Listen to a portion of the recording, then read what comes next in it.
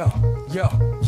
In the days of old, 5 elements were known: MCing, DJing, graffiti had grown, B-boy and knowledge, the pillars of the game. But a 6th emerged, adding to the flame. Comics and hip-hop, a fusion so tight. Visual storytelling, lyrics that ignite. From the pages to the beats, a seamless blend. The 6th element, where 2 worlds transcend. Welcome to the 6th Element Show, where comics and hip-hop flow.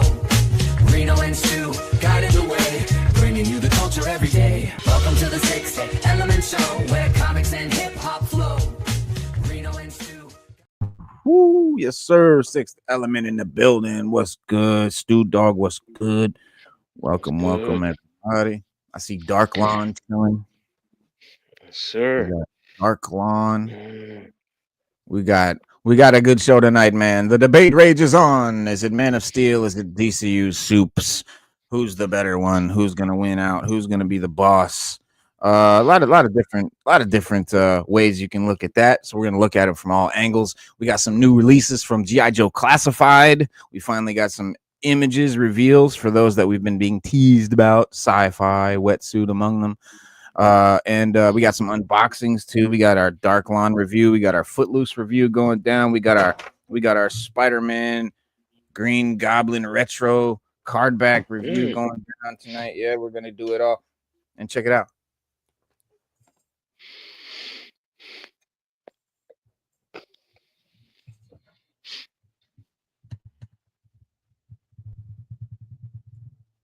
He got the Baby Frag. Baby Frag. I wanted a baby frog. Oh, there you go. So yeah, it's pretty spot on. I was actually They are pretty. Yeah, they pretty. the mask Yeah, is almost it is. identical. It is. Yeah. The good thing about the new one is the But I mask told you- comes off.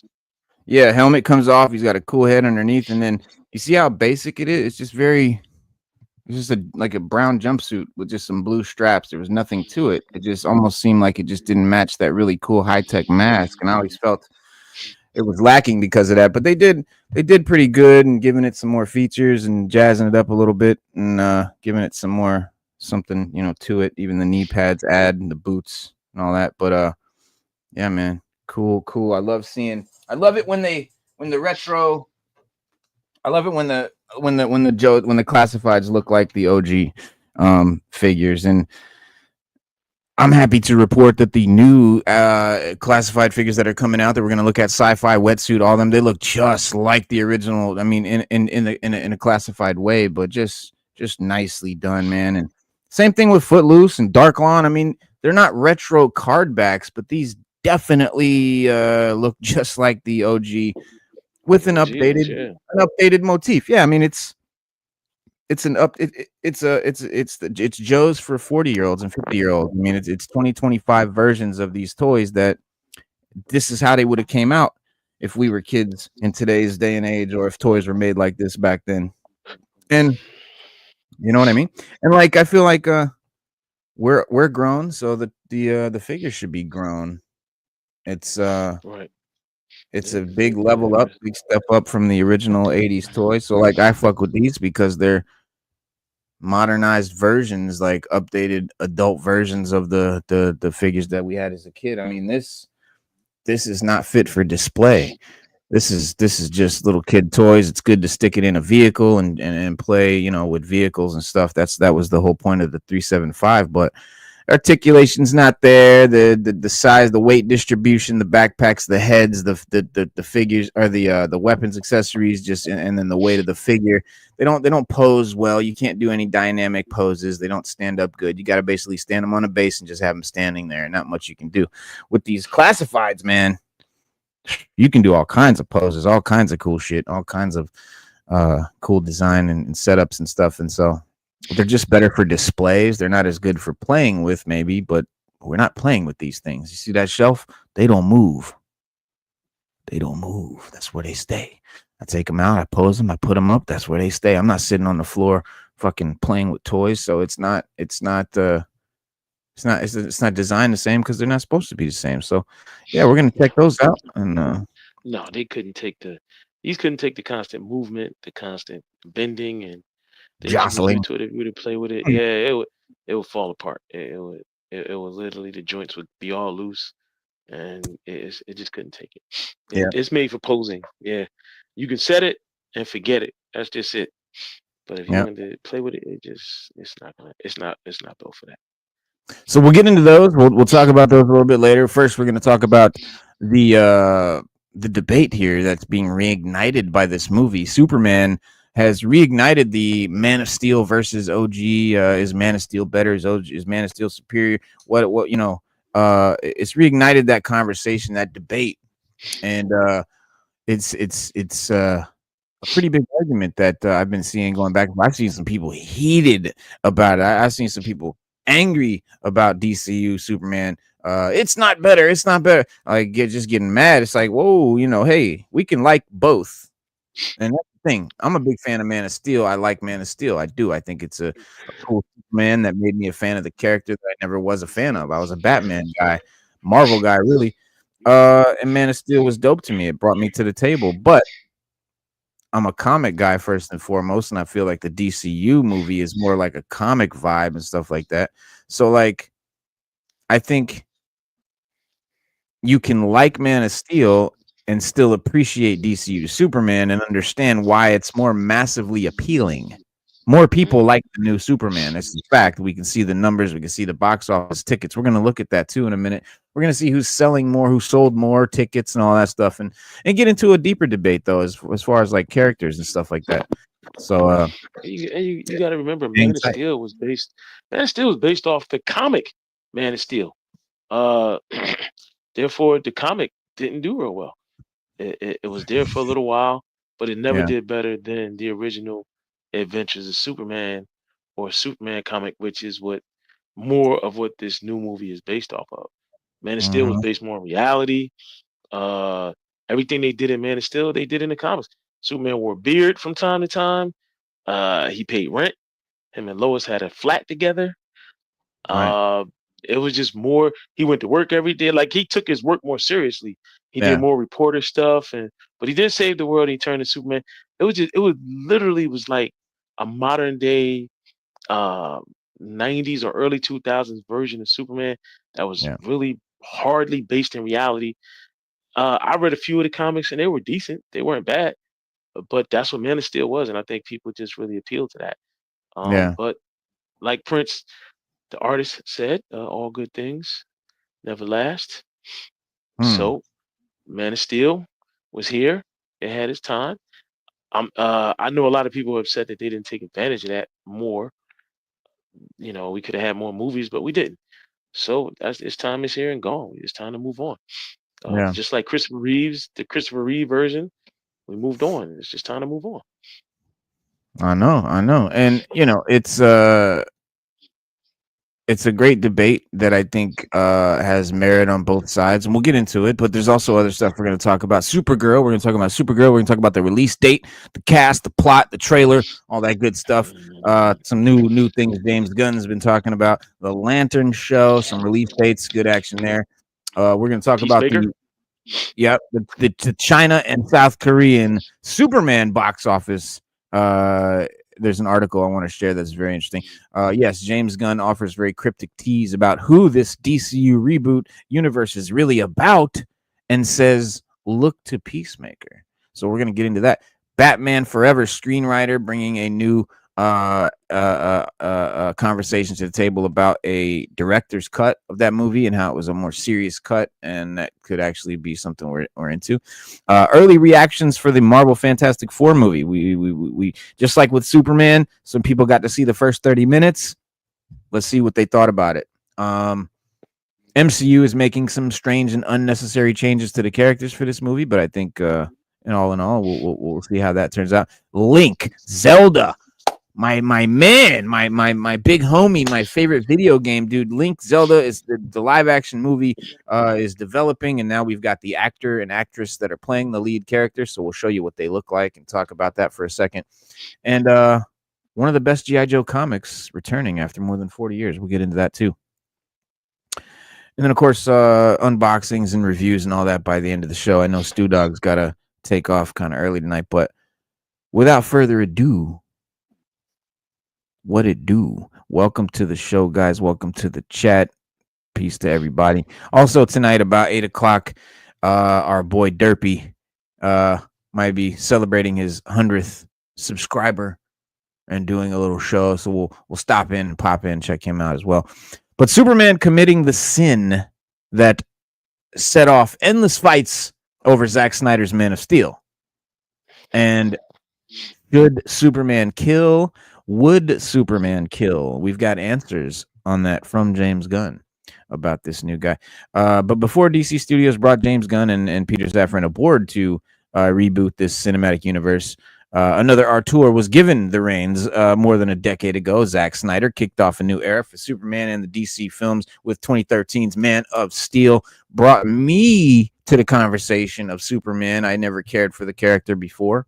Man of Steel blew my mind. I was like, wow, this character can actually be interesting and not boring.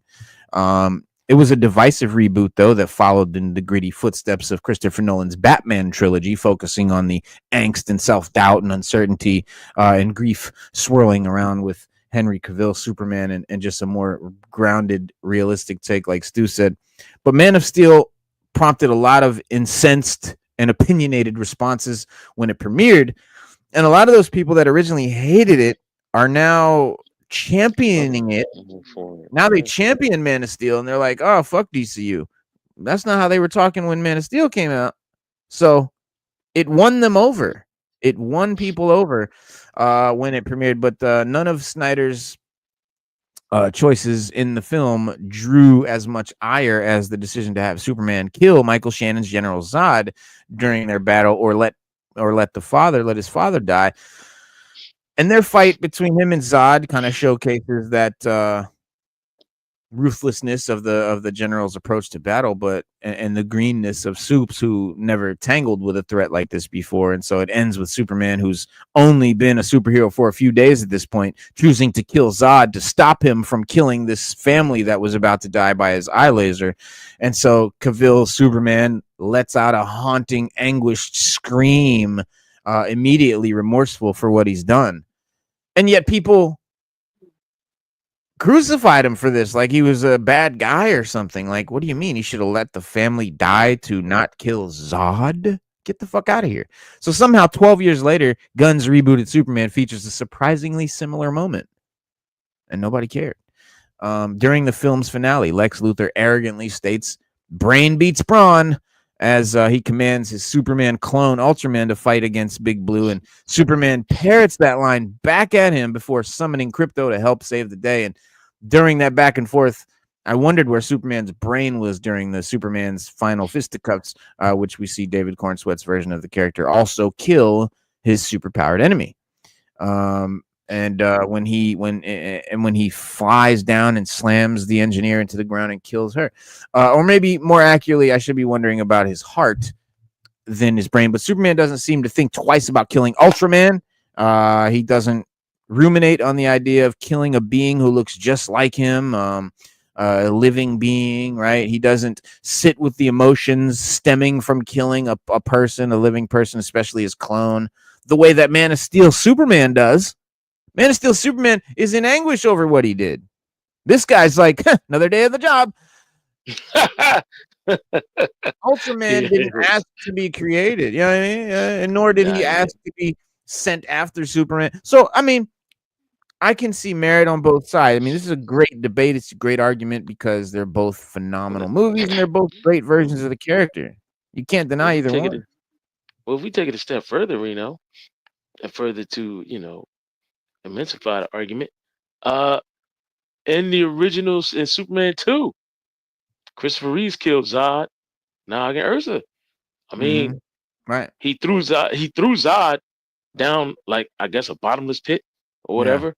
Yeah. In the Nog tried to fly. Nog tried to fly over to him.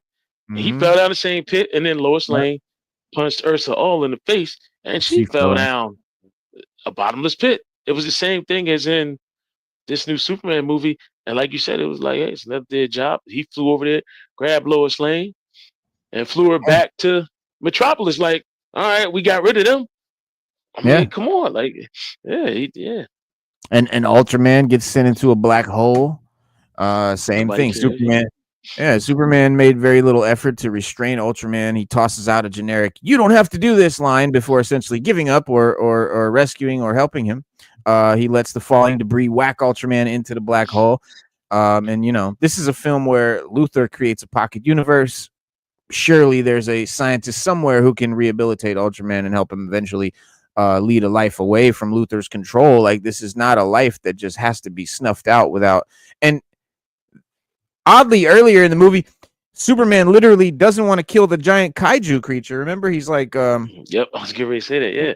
Oh, let's we study should it. we Let's should take it somewhere study we it. can study it. Yeah. Yeah, he shows none of that empathy that he showed for the kaiju stomping Metropolis earlier, and it doesn't attempt to find a peaceful solution. Into the abyss he goes, and Gunn follows that moment with a quick gag between Mr. Terrific and Superman before he flies off to deal with the next problem. But yet people are like, oh, this is the good, the sweet, the sissy Superman who would never hurt anybody. People aren't paying attention, man. They just it's the vibe of the original movie making it seem dark. And I said this back then, it was not a dark Superman. Man of Steel was not a dark Superman. It was a dark movie. The character was very good. He was very pure, very innocent. So no, I don't buy that. It was not a dark Superman. It was a dark movie.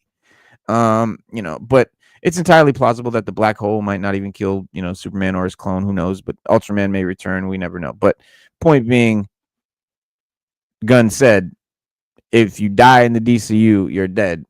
Suggests that he's thinking about beats like this in a Weasley sequel-y minded way. But yeah, I mean, the debate over whether superheroes should kill people or whether movie superheroes should break their comic equivalents, no kill rules, because they're in a movie, often dominates a lot of discourse around superhero adaptations. And Snyder's Man of Steel decisions seemingly went against the ethos of hero. Superman's supposed to save people, not murder them. And Zack Snyder's follow-up Batman vs. Superman Dawn of Justice drummed up the debate even more, spotlighting a Batman who has no qualms about killing goons. And, people forget the original Batman had a gun and killed bad guys. Yes, he did. 100%. The first, yeah, in the 40s, the original Batman did carry a pistol, did shoot bad guys. It was not this no killing thing happened a little way later. That's not a core principle of Batman. It's something that came out later due to social society at the time of the comic. So don't be so quick to like, oh, well, he doesn't do this or he doesn't do that. You never know. It just depends on the story, whatever makes a great story. What do you mean? Don't forget Hawk Girl dropped the president of Bulgaria or whatever his name was. Dropped him, just dropped him. She was like, I ain't Superman, and just dropped him and killed him. Yeah. Bring it back when you're done.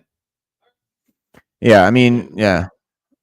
And comic creators were pretty divided on Man of Steel and its finale, right? Final Crisis and Doom Patrol author Grant Morrison was ardently opposed to Superman killing.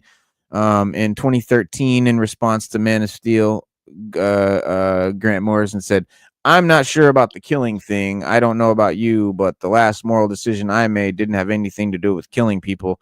And I don't think any of us ever have to make the decision whether or not to kill. In fact, the more you think about it, unless you're one of the armed forces, killing is illegal and immoral. Why would we want our superheroes to do that? Well, here's what I say to that idiotic remark by a great writer, Grant Morrison. What a stupid thing to say, sir. You just said armed forces. So you're telling me that in a battle, which is like an armed force, he's fighting Zod, an alien being from another world who's a general bringing an armed force trying to destroy people. He has to stop. This guy is definitely not stopping. There's no beating him up. There's no subduing him. And his lasers are about to kill an innocent family. And you think what? He should not because it's immoral? Is it immoral to let the innocent family die to save this evil general? But yet it's okay for armed forces? Come on, bro. You're not making any sense. You're talking in circles and you just want points. You want brownie points. And a lot of people want brownie points. They want likes. And the fact of the matter is you're not being realistic. Realistically, come on. He had no choice. He had to kill Zod. There was no choice in the matter whatsoever.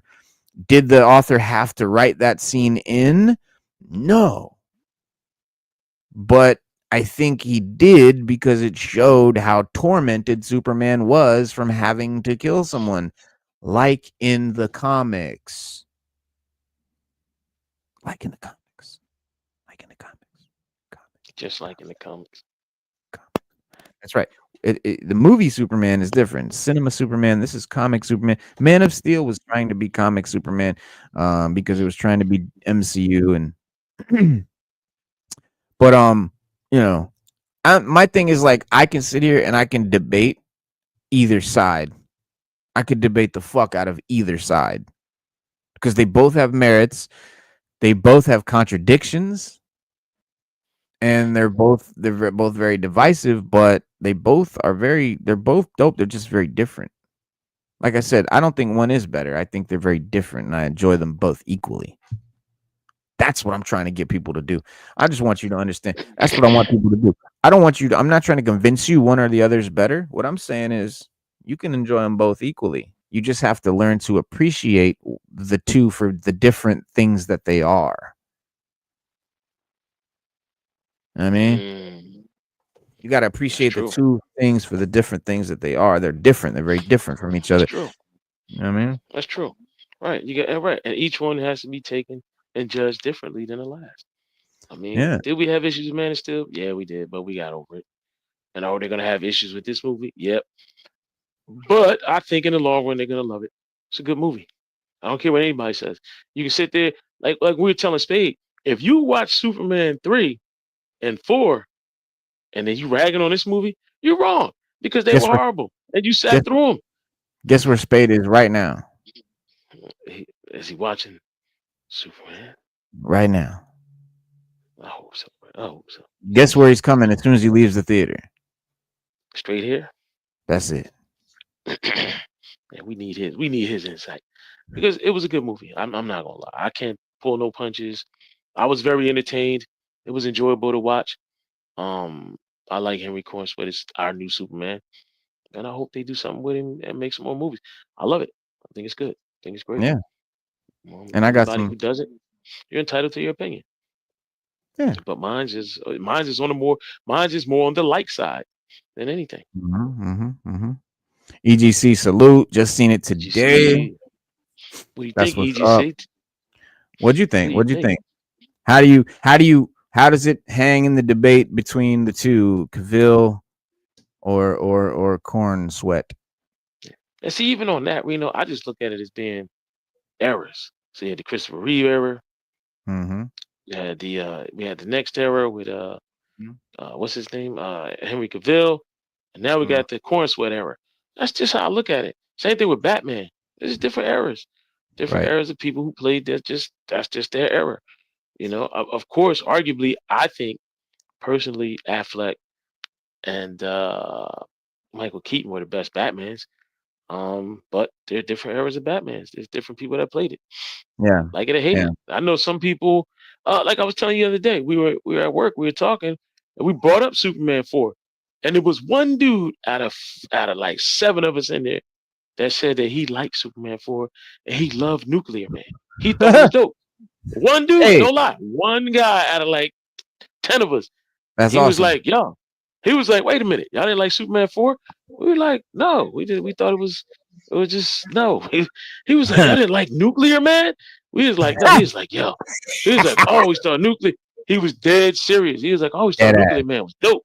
And named him. Like, it wasn't like we had to remind him who Nuclear Man was or anything like that. He said the name. He came in on the tail end of the conversation and said, I love Nuclear Man. When I was a kid, I thought he was dope. We was like, huh? He was like, now I thought that was a good movie.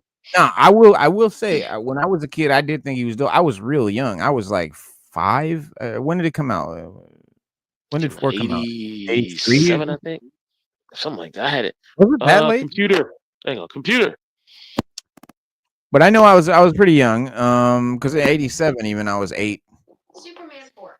The Quest for Peace was released on July 24th, 1987. 1987, I was right. Yeah, I was 8. July 4th, 1987. Another July Superman movie. So you were like 13 or something, right? Let's see. 12, 8, 9, 10, 11, 12. You were like 12 or something? I was 15. 15. Wow. So was 15 when that came out. Yeah, so you got to really have a good judgment on it. I was 8 years old. To me, everything is cool at 8 years old. You know what I mean? So, but yeah, I, it didn't age well. it didn't. Listen. I watched it when I first saw it. I watched it. I was interested in it. But it wasn't. It was okay. I could watch it, but it wasn't that Yeah, great. I was like, yeah, all right. But back in the 80s, we had a lot of bad movies. We had a lot of B movies, a lot of bad movies, a lot of movies that were bad that turned out to be good, a lot of movies that were good that would turn out, but they were of an experience. They were listen, everything in the 80s and the 90s, especially the 80s, was of an experimental nature. And right. it got through. You had these big cigar chomping guys that were in charge. And they were like, I don't know what it is. Do you know what it is? They'd be like, no, they'd be like, you know what? Put it out. Let's just see what it does. And either it did numbers or it didn't. The directors Right. were visionaries who had their own look on things. They didn't care what anybody in the world thought. This was their project. This was their baby. It was their art. It's like painting a picture, and this is my masterpiece. That's how they looked at Mhm. it. When you see people doing those spoofs in movies where the director's like, this is my baby. That's how they were. That's Right. just what it was. And we took it and we either accepted it or we rejected it. That's just what it was. Spade to tell you the same thing. That's how it went down. Same thing with music. Now you got these hip people who write articles and they're these hip, tight jean wearing guys who are supposed to know everything about everything when it comes to music and movies. And I think that what's gone in those two genres is the appreciation for the artist's work and what they did. So, and whoever directed Man of Steel, I appreciated his work. I thought it was a great movie. I thought Justice League was great. I thought Man of Steel was great. Uh, I like James Gunn's version of Superman. I think they're great. I appreciate the artists and what they did. The Superman with Christopher, I thought they were good movies. Up and up from 1 and 2, and a little Yeah, bit my of thing 3. is you can But after that, you can enjoy them it was both. fine. You can appreciate Man of Steel and you can appreciate DCU Appreciate, Superman because they're both yeah, very different. And so you're yes, basically comparing apples to oranges. It's like, do you feel like an yes. orange right now or do you feel like an apple? Because all the An time you apple don't right feel now, like one or the other. And they're not the right? same. You know, one's a citrus, one's a fiber. But you know what I'm saying? Like my point being, they're just very different. They're similar, but Different, they're yes, so different that different, if I'm in one mood, I might enjoy this movie. If I'm in another mood, I'm gonna enjoy that movie, but I'm gonna enjoy yeah, them equally when I do. I like Goodfellas and I right. like Gladiator. Those are my two favorite movies. That's How Reno. different That's could a they be? perfect. Two different directors, two different Right. directors, two different Very, visions, very different. two different. It's very different. But my You have favorite. to appreciate. You have to appreciate what the director does. The director is giving you his art form. He's painting a picture. He's showing you his version, what he likes. This is what Hmm. he made. You either Yeah. appreciate it or you don't. It's just like a piece of art on the wall. That's all Yeah. it is. And the Superman versus Man of Steel, who wins the box office Rotten Tomatoes cinema score battle? We're gonna look at that, and then we're gonna ask Spade what he thought about the movie. Ever since a new Superman was announced, it says it was pitted against the Henry Cavill star Man of Steel, which has been a loyal fan base around the world. The new Superman, despite a section of fans having no faith in it at all, like Spade, has outdone most expectations. It is widely being praised as one of the finest superhero entries in years. While fans will remain divided for the foreseeable future, which is better than between Superman or Man of Steel, according to statistics. James Gunn, Superman, and Man of Steel opening box office numbers compared. James Gunn last work already outdone Man of Steel in its first weekend. So weekend one, James Gunn gets the check mark. While Man of Steel was also immensely successful and earned $116 million on its debut, David Cornsweat's version earned $122 million. So I mean, we're splitting hairs. It's not like crazy more. It's just more. The latter also reached a whopping 217 million globally after its first weekend. That being David Cornsweat, DCU. It's worth noting that Henry Cavill's star accumulated a massive $670 million during its theatrical run, and Superman is yet to achieve that feat. But as the movie is skyrocketing, it seems the DCU movie will outdo this achievement too. So it's important to keep in mind, guys, and know a lot of you. Well, Man of Steel made 670 million. DCU only made it. Well, yeah, but it just came out. So once they're both, once this has been out for the same amount of time that it took Man of Steel to make 670 million, they're projecting that it's going to have made more than 670 million at that time, based on how it's been going so far numbers wise. The Superman have a better Rotten Tomatoes than Man of Steel. Well, we know that's true. Yes, the DCU entry has considerably better Rotten Tomatoes score than Man of Steel. The new James Gunn movie is currently an 82% approval rating on Rotten Tomatoes. Right now, Man of Steel has a Rotten score of 57. 82, really? I thought it was 95. What happened? Hold on. Let's check this. It might have dropped. Yeah, it might have dropped because 95 was just from that first day. Yeah. I seen the other day it said 95, so I don't know. But yeah. All right, Rotten Tomatoes, Superman. Where are we at right now? I know the fan one was higher than the Yeah, critic. 93. That's what I thought. Yeah, 93. Yeah, that's the fan. The fans Yeah, gave the it a fan, 93. 93. The critics gave it an 83. It's Yeah, still so high, man. It's still high. it's It's a very good high. movie. Let's Yeah, see, it's Man very of Steel. high. It's still 50. Hold on, let me go. Is that the critic one? So it's 75. It's 75. So they were talking about the critic one. So the critic one is 57, but it's 75 popcorn meter, and DCU is 93 popcorn meter. Now that's the fans. That's the audience's opinion. That's not the critics. That's just what the audiences think. Which I always go by the audience. If the audience, I don't give a damn what the critics think. I always go by the audience score. The audience like it, I'ma like it. Most of the time, that'd be the case. That'd be the case usually. But sometimes, a lot of times, the critics just have their heads up their asses. You never know. But does Superman have a better Rotten Tomato? Yeah, blah. Which movie has a better CinemaScore? So that's Rotten Tomatoes. The CinemaScore gives it A- to Superman. This is on par with CinemaScore Man of Steel, which also got an A-. So in this regard, the movies are even on CinemaScore.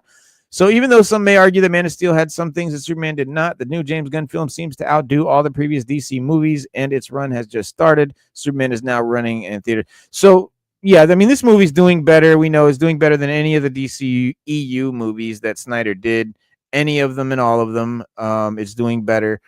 But, again, I don't want anybody to run with the globe and think that means it's better or that means you are wrong if you like Man of Steel more. If you like Man of Steel more, you are not wrong just because this movie is doing better money-wise. This movie's doing better money-wise. So, yeah. Let's see. South Cali guy said Man of Steel made $128 million. Go check yourself. Superman didn't make more than Man of Steel. Well, yeah, it did. It did, my friend. It made a lot more than Man of Steel. Unfortunately, that is a fact. There's no debating that or disputing that. If Man of Steel made 128 million at the time, then Man of Steel, then Superman's made more than 122 because this was done back in 2014. So we can see what the box office are now. Higher now, and popcorn costs more, so it's going to be more. But again, just because it is doing better sales wise, again, doesn't mean you're wrong for liking Man of Steel more. That's your opinion. Anyone can have their opinion. Superman current box office, I think, is what we're looking at. It's so hard to get current box office numbers because there's the local, the global, the weekend, the fucking international, the All right, so it's approximately 200 first hour. They do the first hour. They do everything. All right, so compared to Man of Steel's 128 million, this one has 232 million. It had 137 million from domestic sales, which I think is what you're talking about with Man of Steel having 128. This has 137. The film's domestic debut was 125, contributing to his overall strong start at the box office. It's sold. It's selling more than Man of Steel sold. That is a fact. It's not an opinion. Doesn't make one better than the other. It's just a simple fact of numbers. It's not worth arguing about. You can look it up. Anyone can Google these numbers. Let's see.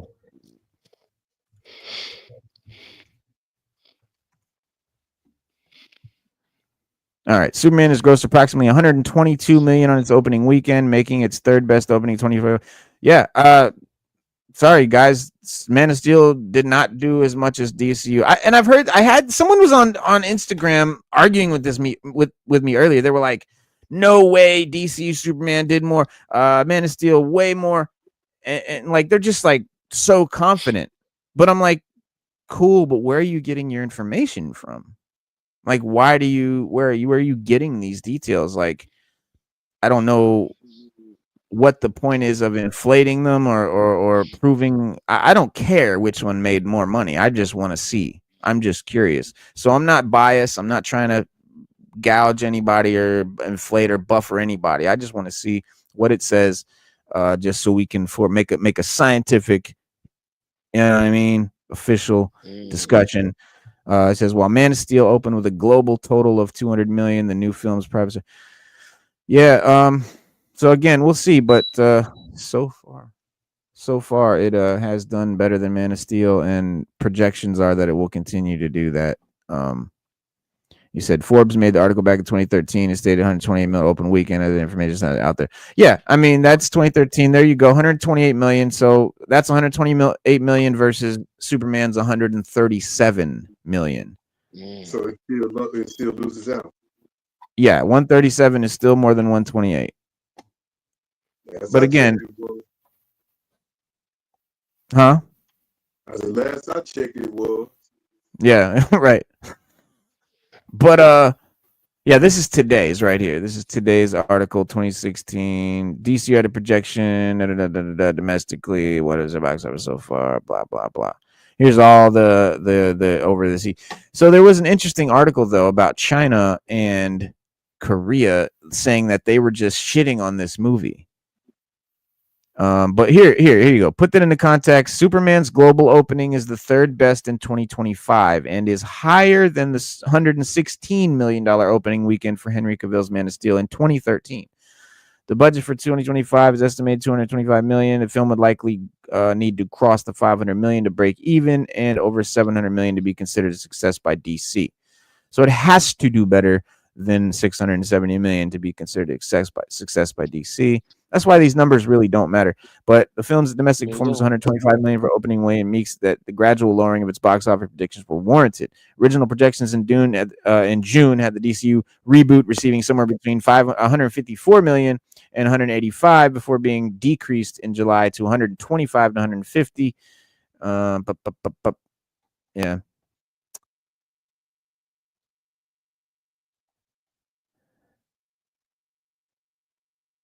Yeah, it doesn't matter, even if whether it's 116 or 128, doesn't matter.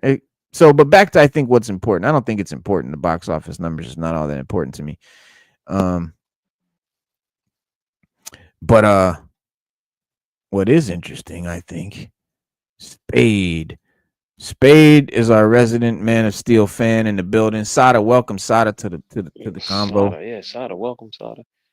And Sada, I want to hear from too, because she definitely was just like on a very like skeptical skepticism about this movie. Sada is, well. And she's also our female perspective. That's right. Matters. But Spade, you're the Man of Steel guy, right? You were not going to even see this DCU movie. You were totally against it. You said it was going to be trash. You were going to boycott it. You didn't care, and I had to twist your arm to get you to go see it. What did you think? If I had to rate it out of 10, I'd give it a 5. A 5? Yeah. I didn't like it. He didn't like it at all. I didn't like it. What's happening? Oh, Spade saw DCU Superman. Oh, me too. Yeah. I saw What'd you think? Opening day. I would give it a 7 out of 10. It was an enjoyable experience, but I had issues that I was worried about going into the film, and then it kind of played out like I thought it would. So I'm not mad at it because it was expected, but it didn't enhance my enjoyment of the film. So right. Yeah, 7 out of 10. It was decent. I think it was decent. I'd say I give it an 8.5. Yeah, I give it 8.5, almost a 9. Just because of the fact that it not because I'm a Superman fan, because I'm really not, just because I'm a comic fan, and I think what James Gunn is doing with these with the whole comic book vibe of it is just something new and fresh that I'm just really excited about, and I've been enjoying a lot, and I think it's going to be great. And what I've seen so far is awesome. I'm a fan of Gunn. I'm a fan of its style. I'm a fan of that. I'm a fan of a comic fan making movies for comic fans, and that's something that we haven't had before. And just that alone is kind of what's really driving my love for this movie and this cinematic universe. It's really not to do with Superman, but I want to know more about Superman. You give it a 9? I'll give it a 9 out of 10 because I was entertained, and I'm hard to entertain. Thoroughly entertained. I was thoroughly. If you entertain me, and I'm watching it, you got a good movie. Because I mean, it's just this is the corn sweat era of Superman. So that's just what it is. And for his first iteration and the first outing, the Easter eggs just drew me in when they were talking about the when he was talking to Lois. He said, "Oh, they're fighting a dimensional imp." I was like, "Yeah, that's Mitchellplex. That's the fourth dimension. That's Batmite." But it was just a different imp that they were fighting, rather than it being Mr. Mixelplex. But he bought that in there, and I know if he put it in there, somewhere down the line they're gonna use it. Just like they're gonna use Metamorpho somewhere down the line. They were just introducing them in this movie.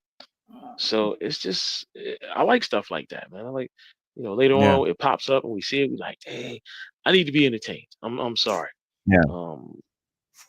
I need to be entertained. Mighty Rex, salute.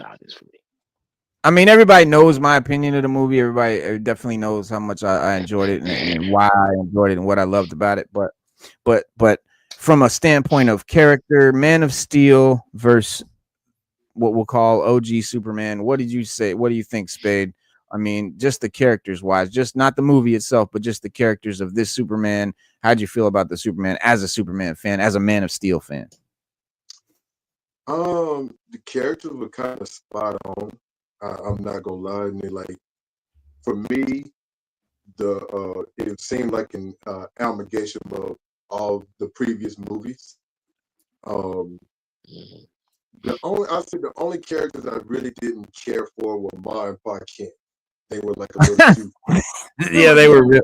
They were real. Yeah, they were real corny. Yeah, they were. But I mean, they don't get me wrong. They were good, salt of the earth people, and you can tell, kind of like their dialogue and the attitude and everything, how they raised Clark. So I'm like, I can understand it. It was just kind of, the twist of Jimmy being a ladies' man was kind of cool. Yeah, that was pretty funny. That was cool. He's been canonically pulling baddies, I will say. Really? Is that true? He's pulling baddies. No, like seriously. Wow. Yeah. I'm serious. We don't know how, but he does. Yeah. Remember, Lois was like, "How do you do it?" Yeah. What you say, Spade? I mean, they had the whole. I said he wasn't as dorky at this time. Like he saw the right. He always pulls with hot women, but like this time it was like you see him as more of a player. I was like, that's true. Yeah, they even had Steve in there. Steve was in there. Cat Grant, like the whole cast from the Daily Planet was in there. I like that. Yeah, I liked Wendell Pierce as Barry White. I think he did a great job. Yeah, I wanted to see more of him. I felt there wasn't enough Wendell Pierce. That's just me. No, did you? And there wasn't enough Otis. And they race swapped Otis, but there wasn't enough Otis. Yeah. I miss Goofy Otis. Goofy Otis, Yeah. And I don't know. Like I said, for me, I had to give it a 5 because it was like I saw so many. Yeah, because it sounds like you really liked it. What do you take away from it? What didn't you like? Everything seemed too familiar. Like it was Superman the movie, Superman 2, Superman 3, Superman 4, Superman Returns, and Man of Steel in there. It was all rolled up in there. And I'm like, I'm looking at it, like I wanted to see something different, but like the whole splitting of Metropolis, that reminded me of Superman the movie and Superman Returns. What else? The Bizarro, which I'm like, they should have called him Bizarro because I'm like, why you call him Ultraman and he's a clone? You should have just made him Bizarro. Yeah, I don't really understand why they didn't just do that. Wait a minute, I can explain that. You're taking off 5 points. Wait a minute, that's a lot. I can explain that. I can explain that. Go ahead, but I can explain that. All right, when Lex told Superman that he took like his hair sample, DNA sample, and made this, first thing I thought of was Superman 4, Nuclear Man. And I was like, That was fucking dumb. Like, why didn't you just engineer? I mean, yeah, Bizarro was made from Superman's DNA.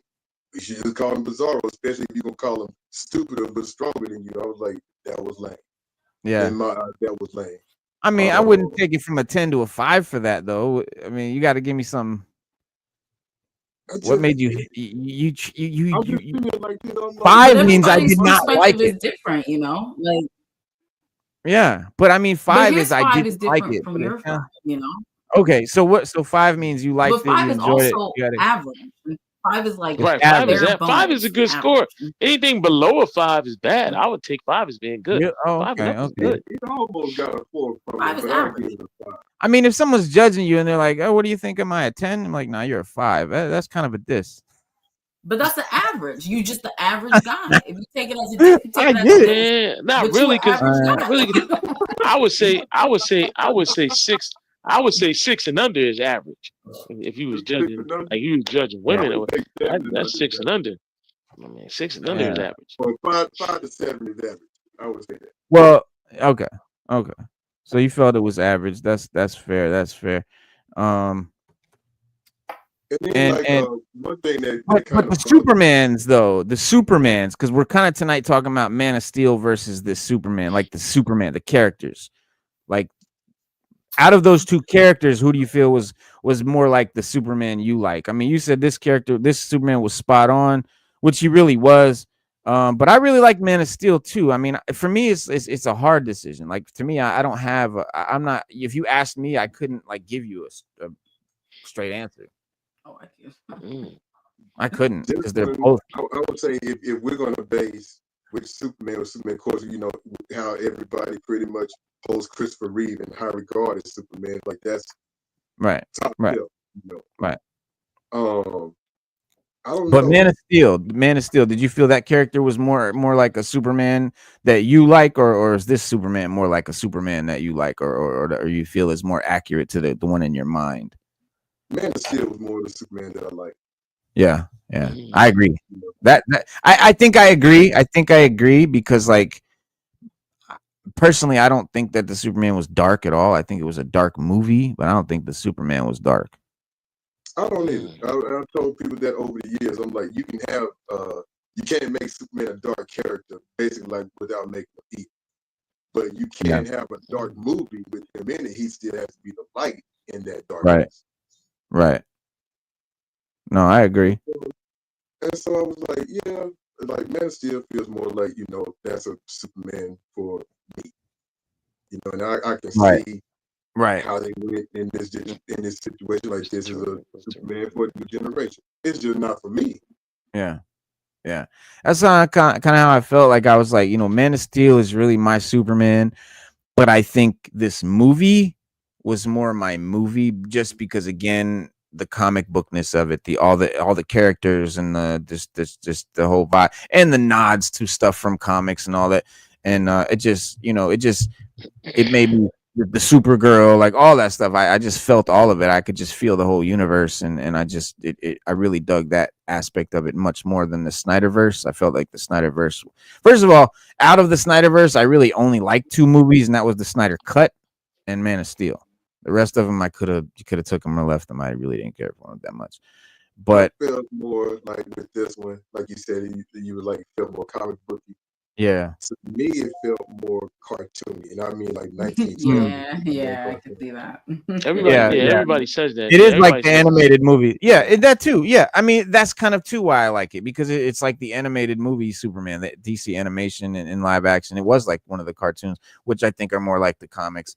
I'm just so sick of the whole making the comic characters and like trying to make it so grounded and so cinema and so realistic, like how the MCU just muted all the colors and just, you know, made everything more, you know, just earth tones and just, you know, more realistic, and gave everybody armor and pouches and shit like that.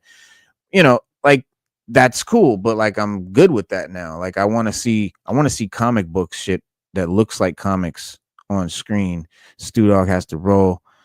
But yeah, I feel they did. I feel it does good in that. But Stu, man, peace, bro. Be safe. Don't save the world, Stu. See you Saturday. So, Sada, where are you at with it? Are we Oh, talking sorry. about like just like with the Man of Steel and the Superman? Yeah, like this Man of Steel or Man of Steel versus this Superman, I basically. think for me, this Superman minus like the 2025 Superman minus his humor, because I don't think it landed at all. I think the rest of it though is more my Superman compared to Man of Steel. I think Mhm. Man of Steel for me, he was too dreary. He just everything around him made him sad. Like he was just so sad, and he never evolved from that. And it's not necessarily Cavill's fault. It's just the way the Was writing written. went and the universe went. He was really just dealt like a bad hand. But I think with what we've seen in this film, with Superman just being unapologetically so pure hearted, wanting to do good, almost to a fault, which is not challenged enough, in my opinion. But Right. just seeing Right. that, we haven't seen that in a long time with Yeah. Superman, in adaptations at least. So that was Mhm. nice. It was that was really nice. So for me, I really like this Superman more than Man of Steel because Yeah. for me, Man of Steel was very one note and there was no Mhm. room for anything else with him. Mhm. Until that universe just died. So yeah, that's just for me. So yeah. Yeah. I like Yeah. how you All put right. that. I kind of want to piggyback on it just a little bit. And like I was talking with my sister Mhm. on the way home from the theater, and she was asking me how I liked it or whatever. And I said, I think a lot of the problem is so-called comic book fans. Mm. And for years, people wanted, I want a Superman movie that's more realistic, blah, blah. Okay, well, you Right. got it. And then you start bitching about it when you got it. Well, Superman it's just like, okay, you wanted a grounded movie, and you Yeah. see what this man go through. Like, this is what everyday people go through. Right. And then you say it's too heavy, too dark, too this, and this Yeah. definitely going to diss on what Snyder said, because I'm like, Right. I'm listening to it, and I hear what she said, I see her point on it. But then it's like people complain, like, well, I want a lighter Superman movie, blah, blah, it's more comic bookish or comic book that. And I'm like, okay, like you said before, apples and oranges. Yeah, you just can't please anybody for one. The public Can't is please very everybody. fickle. They will flip and switch, and it's like an eye roll. It's like ridiculous. Yeah. But yeah, I feel like people were riding the wave of Batman at the time because he was really popping DC live action wise, from my understanding. That like Watchmen, all this like realistic, grounded storytelling. They were riding that wave and suddenly wanted to apply that to Superman. Right. And I think, like Mighty Rack said, I think it was just a little too grounded with Superman. You gotta have that fantastical element about him. And I don't know that they did enough of it with Man of Steel. Like, we literally end the movie with everyone hating him, and we start the sequel with everyone hating him. And it's like, that's just, for me, that's like really out of place for Superman. I'm not saying he has to be just like beloved forever, but to have to follow a Superman where the POV, the audience goer, they don't like him. Like, what is that supposed to tell me? You know what I'm saying? Yeah. Like, you're not even crafting a character that's somewhat likable. And that's just because of how the universe went. It's fine. But yeah, so I could see them going like from the Man of Steel version in evolving to the Superman 2025 version. And that's the problem. Like, they never got that chance. He was cut short when they killed him. I think that was like the worst decision. But I don't think Snyder would have, because that's my only gripe with the Snyderverse was it was like you said, all one note. Yeah. It's all very the same. Yeah. So I don't know. Yeah. But again, when you have studio execs that have their hand in the cookie jar and telling you do this and do that, I'm like, y'all are not, like we've said it before a million times, y'all are not even comic book fans. Right. So why you have all these people or whatever on here and have all these people in here that are not comic book fans, you don't read them, and you got writers that can't write them, that don't write them. So now it's like, oh, well, let's just do this. Like, no, it's a story that needs to be told. Whether it's one movie, two movie, three movies, whatever. Like, let the story play out before you.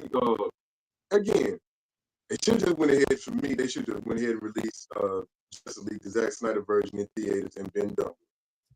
because Justice League is what they panicked on. Like, oh, we got to shut everything down and start all over. Like, y'all the one that picked this shit. Yeah. Yeah, and that's the problem. Like WB is so reactionary, and it was egregious back in 2016. Or when did that movie come out? 2013, 14? I mean, we're coming right off the Avengers. Marvel's on a high, so they're like, "Oh my god, we gotta pull this together." You know, you have a Wayne satellite floating in the 25th frame, and yeah, that's the start of the cinema. Like, come on, like, what are we doing? You know, and then you hand fist them into Superman's sequel. And you got Wonder Woman in there. You got to tease the just. It was too bloated. It was too much. And I mean, who knows? I don't know if that was all Zack Snyder's doing or not. I don't know. You know, I'm sure maybe that wasn't what he wanted to do. I'm sure he wanted to kind of focus on Superman a little more. But WB was, we got to get Batman in there. Superman only made $600 million, which is not a bad start. It's really not a bad start. So, you know, it's just like, come on, guys. So They want this movie to make over 700 million to consider. I'm like, let's just let the movie do what it do and go from there. We're at a different time than we were back when Man of Steel came out, BVS. Because honestly, BVS should have made like close to $2 billion if we're being real. But we're at a different time now. People aren't even going to the movies as much. A lot of movies aren't that great, so people aren't going to pay to watch it. Like, we're just we have to change for where we are right now and like change expectations. I'm not saying like lower. It's like, okay, 200 million, it's fine. But like to place that type of expectation, if it doesn't reach it, then what? You're just going to can the whole thing like again? So. Right. I know. And that's the problem. You do a comic book movie, tell it a comic book like we talked about before, even with comic books, make it for comic book fans. You're not going to get, because you make a kid switch a character's sexuality or their skin color, whatever. Now you're doing that just to get a quick pop. But what happens when that wears off? It's going to go right back to normal. You're not doing these stories for the people that actually read and keep up with this stuff. You're doing it just, you know, just to make a buck, right? Well, we need to boost sales. No, you need to tell good, continuous story. Right. Because people like us that read them are going to enjoy them. Exactly. This is 7 things that they said Man of Steel did better than Superman. They said Man of Steel's Jor-El and Laura Van are faithful to the source material. I kind of agree with that. Yeah. And Russell Crowe's Jor-El and Isla Lara are unmistakably selfless. What else? They said Man of Steel's opening scene provides a better context for the main plot. I don't know about that. I don't know if I really agree. I think both opening scenes were fine. The only thing with Superman 2025, they didn't need the text on screen because they went on to verbally or visually explain every piece of text that was on screen. But otherwise it was fine. Like, it was literally fine. So in my opinion, it was fine. No, I agree. I and it was so spot on. You can't really say that it was better context. Maybe you liked how they did it better. Right. Man of Steel shows more realistic depiction of Superman's battles. Superman and Steel's fight scenes have a lot of weight to them.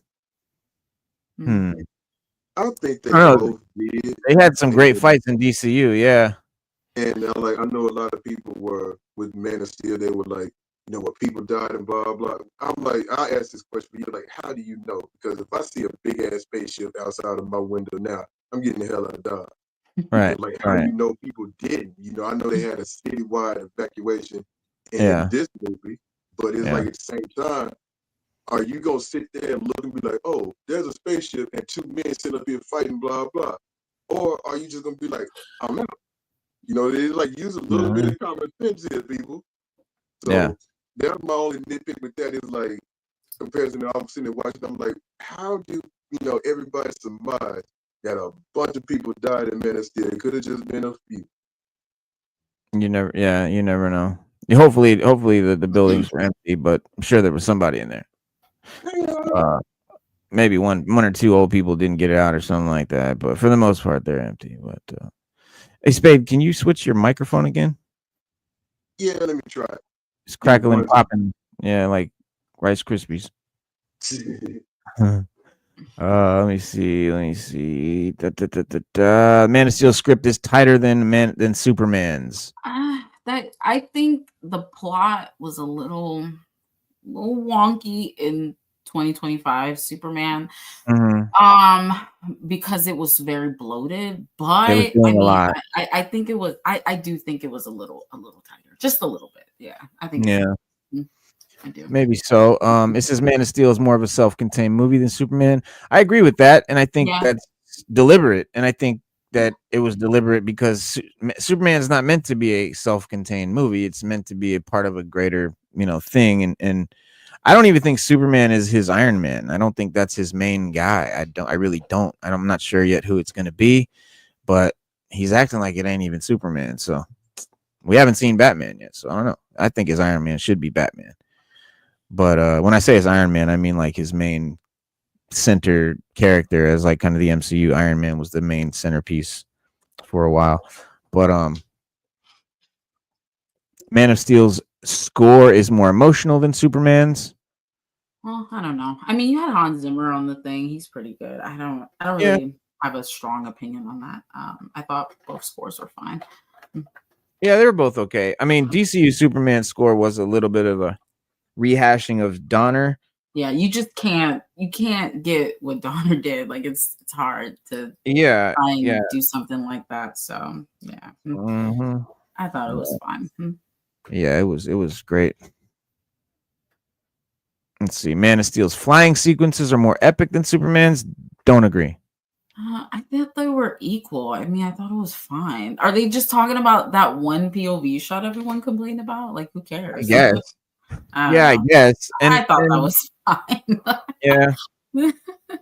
I think the flying in Superman was more. I don't know about the word epic, but I think the flying in the DC Superman was more exciting, more like I don't know. I felt like I was experiencing it more, like I was flying in a way with him, in a way like that's because I mean I seen it in IMAX and it was very loud and very when you were like right there and it was like whoa, like I didn't get that from Man of Steel, but again, apples and oranges. One's not better than the other. I think they're both good for what they were. Michael Shannon's General Zod is way scarier than Nicholas Holt's Lex Luthor. Well, yeah. Yeah. But what happened? Spade's back. Okay. There. All right, what about now? Much better. Okay. Much better. I had to go get technological loud and whatever the name is, so I'll put my Bluetooth in. Oh yeah, now it's crackling again. Yeah. But it's not as bad. It's not as bad as before. Did you switch to your phone? I think last time you. Yeah, I was on my phone last time. I keep getting dang calls on my phone. Like I'm on a podcast, quick calling. Oh, that's what it is. Yeah. He's like louder this time, so it's not as bad. It is louder. Yeah. Marshall Warpath, welcome. Salute. Superman 25 felt like Superman 78 and comics, Birthright, All-Star, and others. And I feel Superman takes the fight outside of the city like 2025. Yeah, man. I really,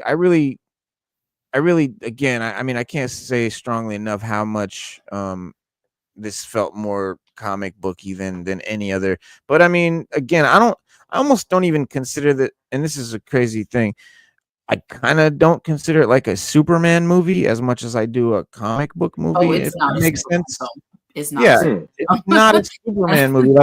Like Cinema Superman is different than this is more like Superman from a DC animated movie. Yeah, which for me is to the film's detriment, but I can understand why for others it's like a strength, and it's like okay, I like it. For me, I like it because it's something different and it's like a breath of fresh air. And for me, it's like I feel like I've been wanting that so bad from Marvel and not getting it, and so I'm just happy. Like if you can even make it Superman, and I like it. Not to diss Superman, but like for me, Superman is not my main character. Like I'm a Batman guy. Like I'm sorry, Spade. I just grew up, man. I was 10 years old when 89 came out, and it just blew my mind. There was nothing else. I couldn't see nothing else. That was it. See, that's like the exact reason why I'm a Superman fan. Like I saw him first. Right. And if we go play the theory of the multiverse, I'm sure there's a version of me out there that saw Batman first and loves Batman. Yeah. And I don't know if I saw it first. I'm pretty sure I saw Superman first, but I was at the right age when I saw Batman rather, for it to affect. You know what I mean? Like when you're too young, I was too young when Superman movies came out, but like 10 years old was just like the right age to make you a fan. It made the impact on you at that age. It made an impact. Yeah, it makes a better impact, I think, at that age. You're more what do you call it? Impressionable. But you know, like Marshall says here, Birthright, All-Star Superman, stuff like that. And Gunn said, he said this is not a direct adaptation of those comics. He said I used it's an adaptation, like the tone of those comics is what I was going for. Like the tone of All-Star Superman, not necessarily the story directly. So while there are some similarities to the story and the other inspirations, it's definitely more. Okay, so yeah, at 8:00 we'll go check out Derpy's live, his Superman thing, but or his 100 celebration, 100 subscribers, man. One of our fans and supporters just got 100 subscribers on his channel. Sweet. Yeah, we're gonna do a little celebration, so we'll pop in and say what's up.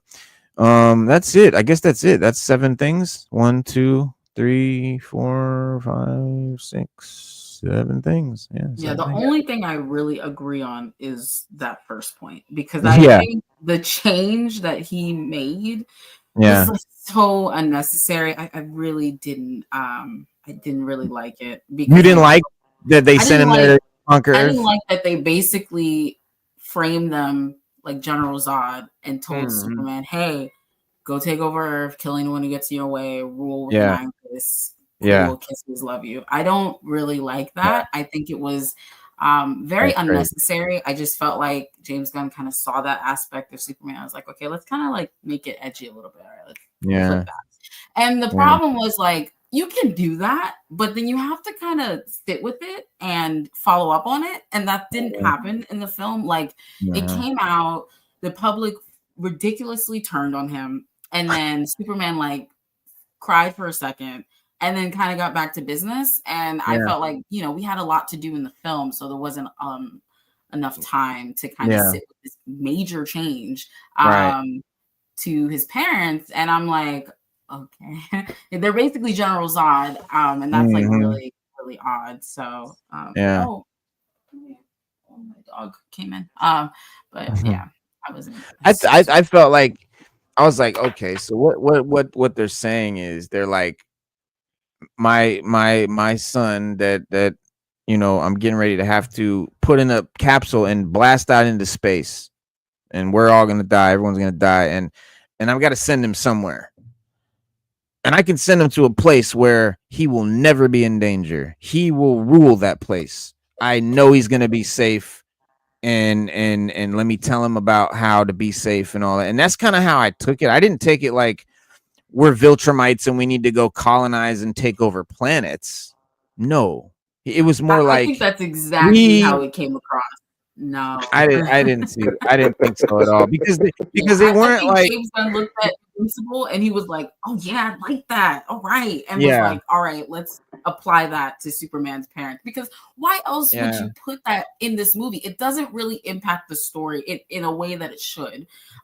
It's just there, and it's like, well, no, that's what I'm saying, because I don't think it was meant to be a big plot thing where they're gonna take over. Like, I don't think it was a Viltrumite thing. I really don't. I think it was like, that's my thing. If you're gonna that would be a whole new movie. Such a turn from the comics. You have to put a spotlight on that. That's crazy. Make a movie out of it. That's crazy to me. I agree. I like it for like a whole plot thing. Like, yeah, it would be a cool, like a whole thing. But like you said, obviously there was so much going on in the movie. Maybe they should have like not done that. But I guess it was a plot device. I mean, it was part of the story. It did move the story further. It's why he, did what he did in the end with Lex and all that. I mean, that's kind of how it, why it went the way it was. But yeah, he said, I think that was a shot at Invincible. Oh, wow. You think it was a shot at Invincible? I'm going to tell you right now, it didn't hit. I don't know. It kind of made me wonder if it was, if he was going for the Smallville route. And see what I mean by that is like, Jarrell, like the first few seasons in Smallville, Jarrell would send like these messages to Clark before he actually went to the fortress. Right. And basically it was like Jarrell telling Clark to rule them, not overrule them, not Right. like be their overrule or whatever, but hey, make sure they, take care of them, make sure they stay in line. Right. That's And how I so, if they need help them out. And that's kind of what I thought this was. And like you were saying the other day when I was on with you, like Lex could have messed with the message a little bit because it Right. was like incomplete. And then Engineer Right. was kind of like, I can get the completeness out of it. Like, well, how do you know? Again, if you read a comic book, you know Lex gonna take in everything and twist it. And if he does, if that comes out in the future, we could have that conversation again. But we got to roll with what we know now, which is that is the truth. And James Gunn has come out and said, like, this was a change that he wanted to make. Like, this is it. And I'm just like, for me, it's like, because from my understanding of Superman, and of course, we have the expert here, so you can, of course, let me know. Because I'm sure there's insight that I'm missing, because I'm not a big fanatic for Superman. But just like with Jor-El and how he kind of instilled, from my understanding, like hope and everything in Superman, as Krypton was literally crumbling around them. And Superman's symbol is from Krypton, and it's like connected to all of that and how he views and values Krypton, and that came from his parents. And like to kind of have that shift in the movie and then they don't do anything with it, I think that's my main thing, is not more so the fact that they did it, but the fact that they just did it and didn't follow up, didn't really do anything with it, when that should really impact Superman in a Superman film. Right. But I was just not really a super big fan of that. So it's like, I doubt they'll ever address it again, which is another eye roll. But yeah, I just wasn't like a super big fan. But I get what you're saying though, for sure. Like I can understand the message kind of coming across like that. I don't know. I do think it was just like so crazy how the public turned on him. That was like really. That was Turned him drop of a dime. That was so dumb, because like he's been good this whole time. Like he literally just saved the squirrel, and now you're like crying. He's such a bad guy. Like, come on, guys. That was a little hard to believe. Yeah. Well, I don't know. I was curious. Like, have they done that in the comics before? Like, has his parents done that? I don't know, because like you said, Sada, I haven't read a whole lot of Superman comics, so I don't know. And we all know that just because one comic is written one way, there's 5 other comics with a completely different version. So, but let me see. This guy says, was Superman really sent to conquer Earth in the DCU? Why did he say that? Was origin change explained? Okay, Superman gives a glimpse of Kal-El's Fortress of Solitude early in the film with it comes famous message, blah, blah, blah. The message, Over James Gunn director. The message is incomplete. Simply ask Superman to conquer Earth and rule the primitive species, i.e. mankind. Luthor broadcast the message. Moreover, this changes how Clark Kent. Super don't like no, I want to know. All these use a slightly different origin story, but adds a lot of depth to the character. This revelation could likely set up the introduction of General Zod in the future, as well as since he tried to conquer Earth anyway. That would be a cool setup for Zod. But I don't know if that's what. That's kind of a. Let's see. Time Magazine. What did they say? The new Superman hinges on a radical reinvention of Man of Steel's parents. Radical. Yeah. Let's say. Okay. Thank you. Superman makes a major change to Jordan Lowry. There we go. We meet Superman and that sounds breaks Superman. I don't think they're gonna have any insight that I'm looking for. However, we got a full recording damaged. Blah blah blah. In other words, Superman's Kryptonian parents are kind of evil. This is widely different from pretty much every past iteration of Lord Jor-El. At least there's not really a comic book precedent for this. Okay. Superman right now. Other iterations that I've seen where they've kind of like made a twist on, I guess, like Superman's like parents or whatever. It was basically just Zod. So I'm like, to make his parents essentially have that mindset of Zod.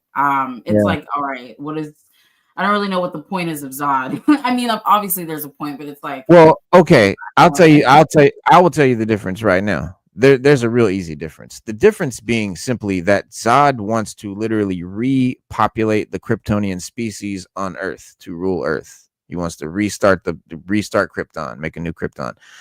Jor-El's them parents just want Superman by him. They don't bring no other Kryptons here to challenge my son. I want only Superman to be the only Kryptonian here. We're not taking over. We're not trying to repopulate the planet. I just want my son to be in a place where he's a being that no one else can hurt him, and that he takes over so that they know they can't touch him. Well, I know, I get the whole thing of taking over, I guess, is so that he knows that, like, so they know they can't hurt him, and I guess it does kind of muddy that idea. But again, they're not telling him to restart the Kryptonian species or race or planet or anything like that. They're not doing a Viltrumite thing where they're literally like setting up a new station for their empire. They're not doing that.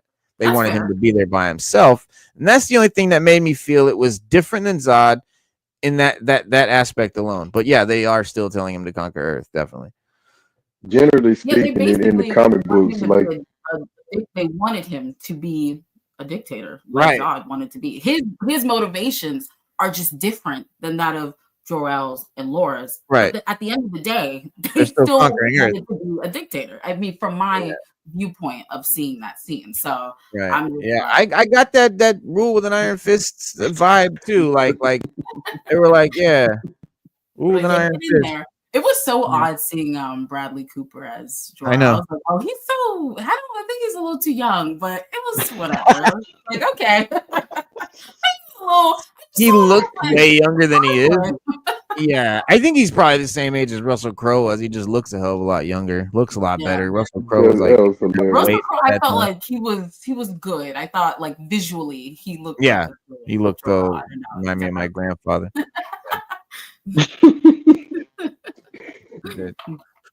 Yeah. Well, but generally speaking, like before you go, like in the comic books, like once they rocket Kal-El to Earth, that's pretty much it. You know, you don't really hear from Jor-El and Laura that much, unless somebody's doing a different retelling of his origin, but it's still kind of the same thing. But like in the comic, they don't never tell them like, go conquer Earth. They pretty much is like you are. It's like the message is like you're there to help. Help them out. You're there to help. You're there to save them, but you're not going to be a dictator over them. Yeah, I will say I am interested to see Kara's point of view in the future since they decided to make this change. What was her time like on Krypton? Because she had that time, I'm assuming, when either they were still there or maybe they were gone. And I just want to know what that was like for her since they decided to make this change. And maybe that's why she's in her drinking phase or whatever. Or even if she's not, she's just partying the party. But that's what I'm most interested to see out of this. I think that's the only way they could get a point back for me because I'm like really interested. I'm like, oh, what's going on with Kara then? How does that I just kind of want to see that impact if there is any.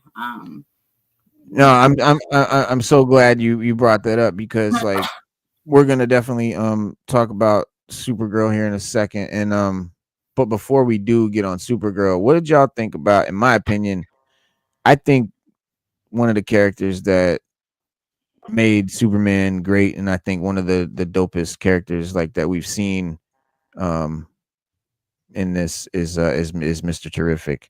And what did you guys think about Edie Gathigi's version of the character that we know of, Mr. Terrific?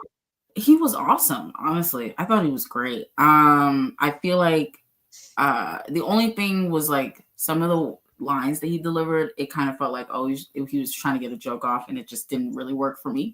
But otherwise, that was so small. It doesn't really matter. The rest of it was really great. I loved how, that's a nitpick for me. The rest of it was really great. I loved how they displayed his powers, his intellect, and he just was not playing around. Like he really kind of got down to business. He was refreshing because I felt like the movie was a little too humorous, and when he came in, he was a lot more serious about the gravity of the situation, and I appreciated that in the film.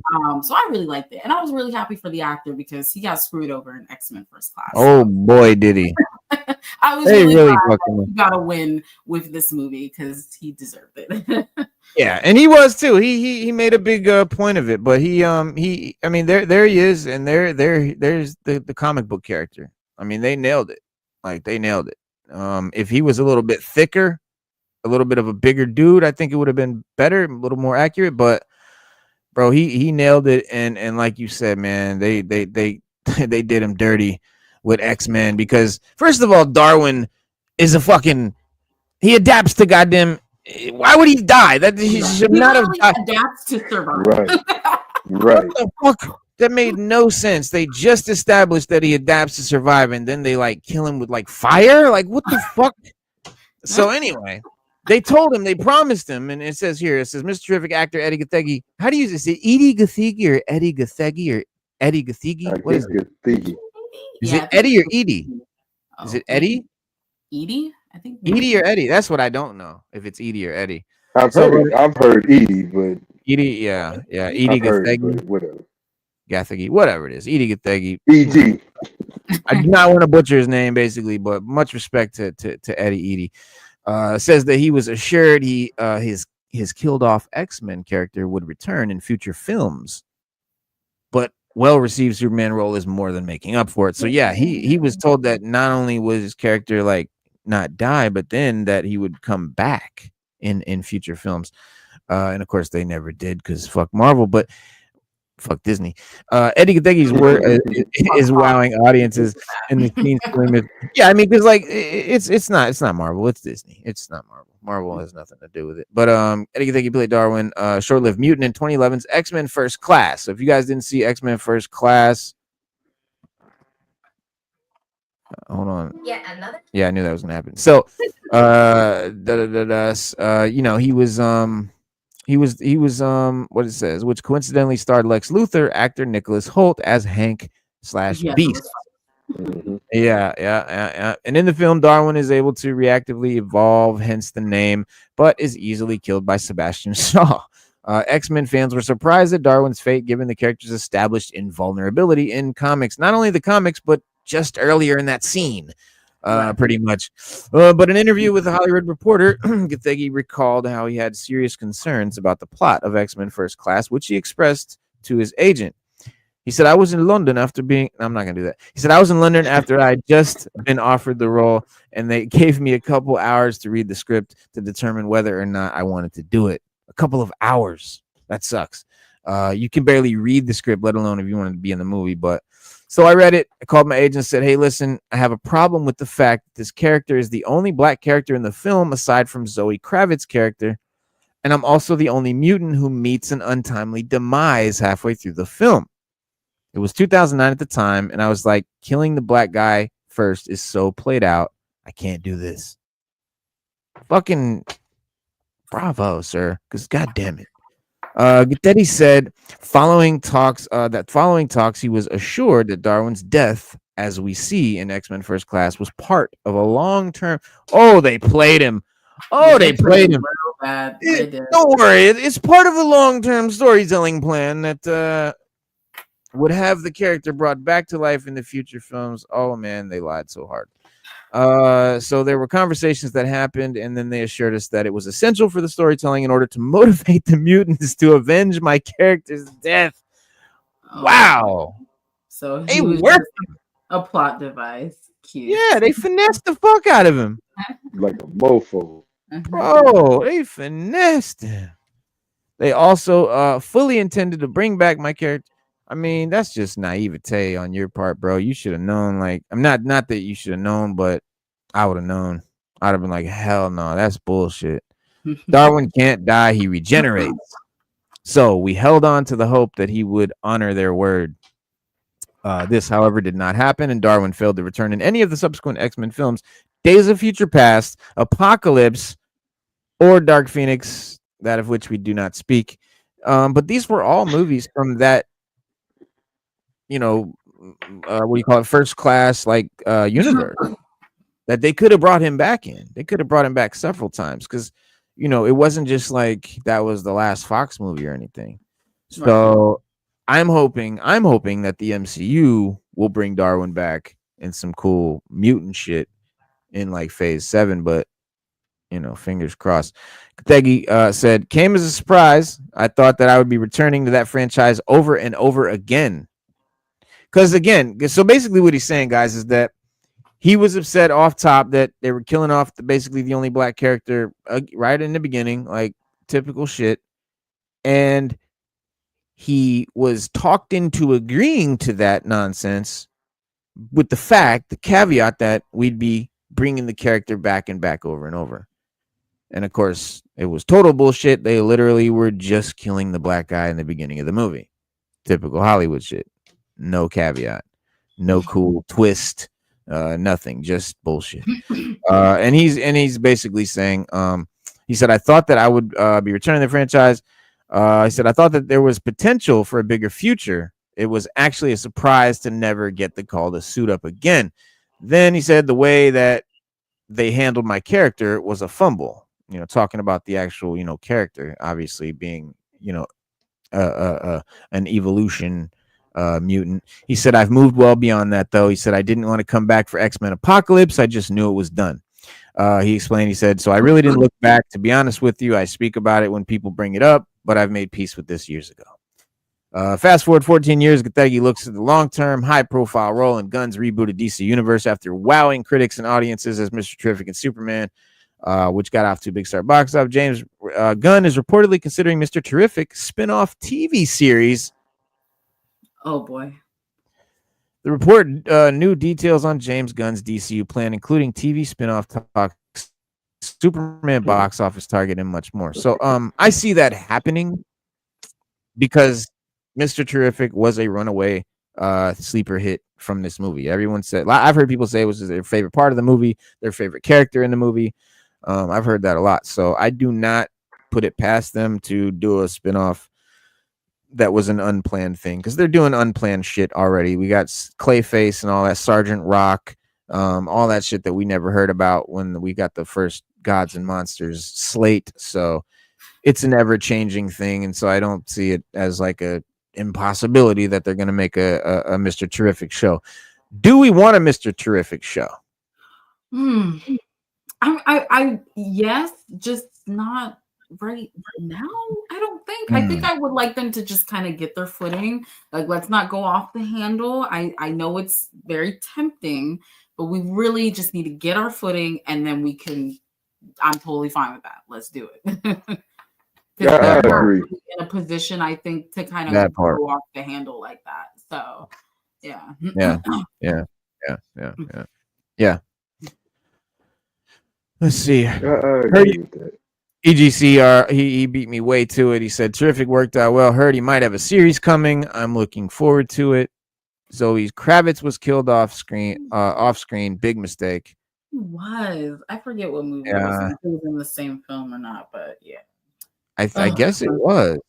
Who was Zoe Kravitz in that movie? She was Angel. And she had like the butterfly wings, was that right? Yeah, the wings, and she could shoot little fireballs. They're not like fireballs. Yeah. But yeah. She was dope. And she was Catwoman, obviously, in the Batman, and is currently in a show. Well, I guess just finished the show with Seth Rogen called The Studio, which, if you haven't seen, is fucking hilarious. It's just like a 30-minute show. It's a series. I think it was on Apple TV, if I'm not mistaken. Maybe not. No, I don't think so. But yeah, it's Seth Rogen, Zoe Kravitz there, The Studio. It's just a funny show about Seth Rogen plays a studio head, but he's like a studio head that's a cinephile. Like, he really loves movies. Like, and that's sort of a oxymoron, because studio heads are bean counters. They're businessmen. They're traditionally, famously not artists. Don't, you know what I mean? And so it's like the dynamic of what if a studio head was really a movie fan, and like how funny would that be, and what kind of fucked up shit would happen based on it. And they do a good job. Check it out. But yeah, I agree. I think the show would be good, just maybe not for a minute. But I don't think it would come out right away. I think it would definitely be like a 2027 thing, maybe even later. But we'll see. But I guess it's and I'd like to see that happen for him too, because that's fucked up how they did him. Yeah, absolutely. Pendulum swung in the complete opposite. He said, with X-Men First Class, the message that I received as an actor, and as a man of color in this world is that you can be the most powerful mutant in the world, and they'll never let you reach your full potential. Hey, he wasn't lying because like they killed them all.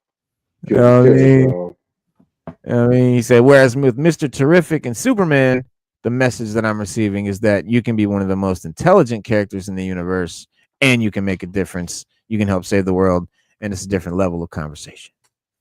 Because he's got no physical strength. He's not physically a strong superhero or anything like that. He's and they have this cool scene which I thought was a beautiful homage to the Yondu scene in Guardians when he's walking through the group.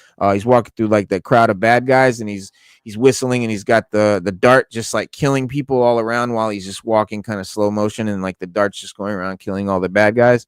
We had like the exact same kind of thing with Mr. Terrific as he was walking through, and his spheres were going around just fucking everybody up while he made his way through the enemy base. And that was a really cool homage to the Guardians thing. But yeah, he doesn't use brute strength. It's brains over brawn, and he's kind of like an Iron Man character in that way. But Mr. Terrific, fantastic. Don't know a lot about him. He's like a triathlete. He's very athletic. Yeah, he's an Olympian. That man is. Yeah, he's an Olympian. So he's like always peak human condition, like Captain America almost. Yeah, pretty much. I would say more like a step above Sam, because without the super soldier serum. Yeah, right. That man is an Olympic level athlete. So, right. Which is why the Arrow version pissed me off so bad. Really? Yeah, I did not like the Arrow version of Mr. Terrific. I didn't like it at all because, like, they literally, to me, they placated him to uplift Oliver in like every instance, and I just was like, huh. I was like not a fan of that. I was like, no, but I kind of like what was it, season 6 or 7, I think, when that Team Arrow split, and he was like, and a lot of times he kind of started standing up to Oliver. Yeah, that wasn't too bad. I agree. Yeah. What do you mean, Mighty Rags? How do you mean the Terrifics? The Terrifics. Oh, the Terrifics. So Mr. Terrific has a family. No, they made a comic book called The Terrifics. It was like people that were kind of similar to him, so to speak. I only had like one issue of it, and I'm like, I got it just because it was Mr. Terrific, and I'm like, but it was in the I think it's either the New 52 or the DCU YOU when they did that. But I bought it, and I'm like, I never got any of the other subsequent issues. Yeah. I mean, he was always like a physically big, imposing dude, but he definitely was like more like regular human strength, but like peak human strength, obviously, but no super strength, no laser beams from his eyes, doesn't fly, but he's got all the technology that he don't need none of that. Because he got a thing that makes him fly. He got the spheres do all this shit for him, and it's a dope character that I think and the man got Power Girl in the comics, so that's a win-win. Nice. Oh, it'll be funny if they actually like tap into that down the line. That would be dope. That'd be kind of dope. That would be really funny. That'd be kind of dope. But since you brought up Kara, I'm glad because I want to talk about this. This is the new Supergirl show. We got the release dates and all kinds of details and stuff like that. And there she is holding the graphic novel hardcover version of Supergirl Women of Tomorrow, of which her movie is going to be based. And it's going to be very interesting to see how she grew up differently than Kal-El and why she is so different and what made her different and all that. And you know, they're gonna play into that. Like that's a big thing they're promoting. Like she's instead of look up, it says look out, and she's just kind of like nonchalantly like having a Slurpee, like fuck y'all. And like at the end of the movie, you know, you really got to see her character, and I really dug her character. What do you think, Spade? The little bit that we saw of Supergirl. It was different in that she wasn't angry. She was just more of a party girl slash a drunk, not like a valley party girl. Like I she was must high at admit, the moment. yeah, I did kind of chuckle when she came through the forest. I mean, through the fortress, and she was like, "Why'd you move the door?" And Clark's like, "The door's right here." Mm.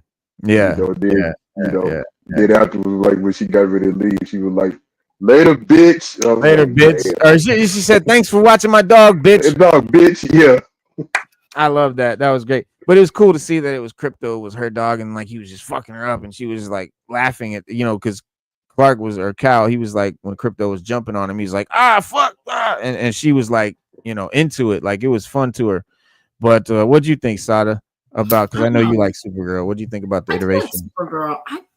I mean, I don't know if I have a strong opinion just because it was only a couple of seconds. Right. So, I mean, from what we saw, it was cool. I think I'd have to see more of her to kind of have a more of a well-rounded opinion. But like her being a party girl, I don't think it's super off track. I think that's all right. I think that's fine. I think kind of how she was framed in that scene, James Gunn, he's done that a lot and he does that well. So I understand kind of why that happened. But yeah, like she was fine. Like I did enjoy the thing with her and Crypto and like her enjoying that. Like that was pretty funny. Yeah. I like that a lot. But yeah, I thought she was cool. Yeah. I don't know a lot about her. I've never been interested in the character. Definitely never read that comic or any other comics about her. But it's funny because like I'm probably more excited for that movie than any other movie that's coming out right now, just because of the fact like it's gonna be more like a space epic. That's what, you know, like a space opera type thing with bounty hunters and Lobo and all that kind of shit. And Gunn said it was gonna be more like a, you know, a space movie than Superman was, you know, how it's, you know, it's going to be different in that regard. He said a whole group of Kryptonians were sent with Clark. Oh, I will say I loved Cars more than Superman. I really like him. I like how that came together. Yeah. one thing I will defend about this movie is like where people been trying to call it like woke online, and I'm like, first of all, you have no clue what the term woke means. Like, quit using it for agenda pushing. It means to be aware. And secondly, like, there was no fucking agenda being pushed in this movie. It's just it was a comic book movie. And that's what I'm saying. Like, there's no like when people they want to make Israel.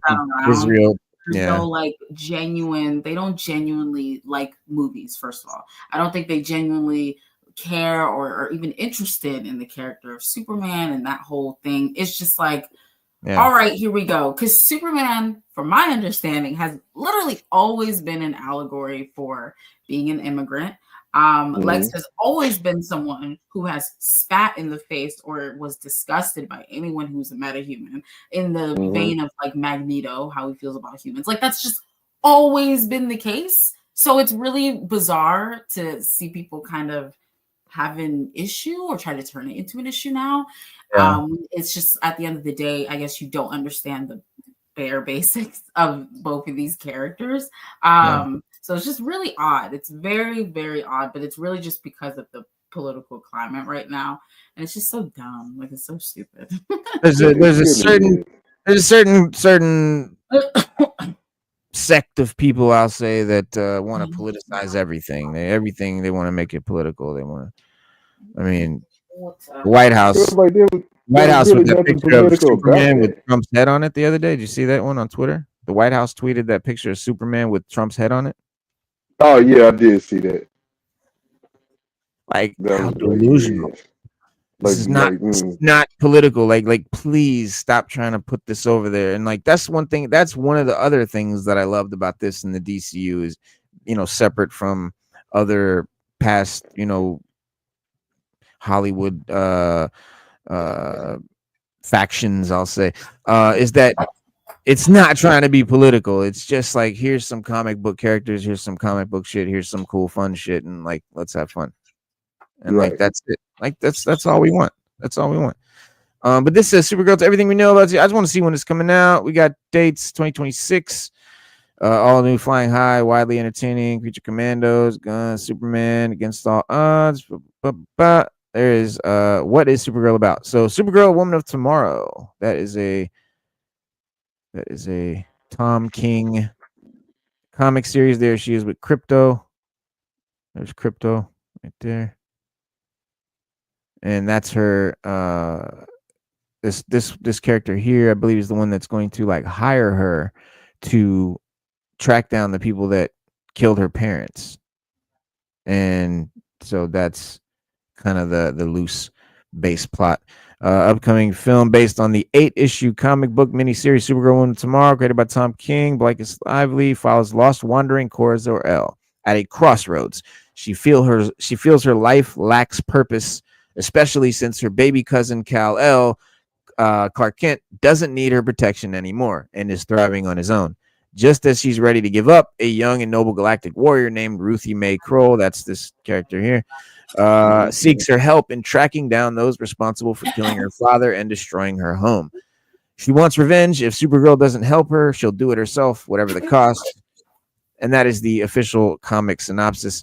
Now, a Kryptonian, a dog, and an angry, heartbroken child head out into space on a journey that will shake them to their very core. We will see the difference between Superman, who was sent to Earth and raised by loving parents from the time that he was an infant, versus Supergirl, raised on a rock with a chip off of Krypton, and who watched everyone around her die and be killed in terrible ways for the first 14 years of her life, and then comes to Earth. And she is much more hardcore and not the Supergirl that we're used to. When does it come out? June 26th, 2026. So just about a year, little less than a year. And the cast, as we know, Millie Alcock is from House of the Dragon. We have in a separate post gun, Edge, Grace, and Authenticity. Okay, yeah, we know why you cast her. Who else? What have I done?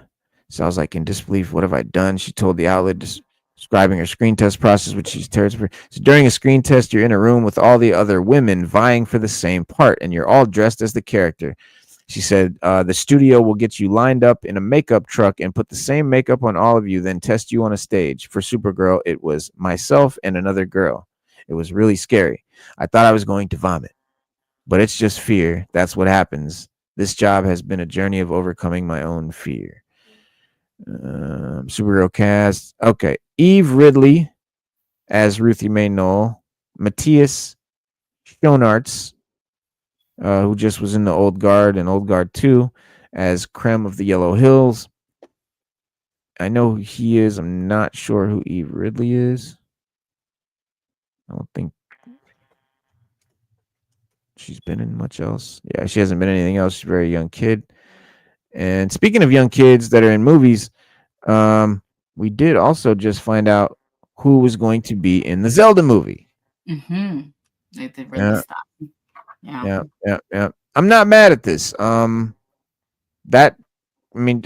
She can definitely be Zelda. And as far as the Link kid, I mean, you give him blonde hair, maybe dye his eyebrows blonde, and I can see it for sure. I just hope they do. I really hope they do. If they leave him like dark brunette like that, I'm gonna really scratch my head. But I hope that they do, just because I really want this movie to look really accurate. This is one of those movies. Yeah, they're going live action with a video game movie. It's got to be good. It's got to look great.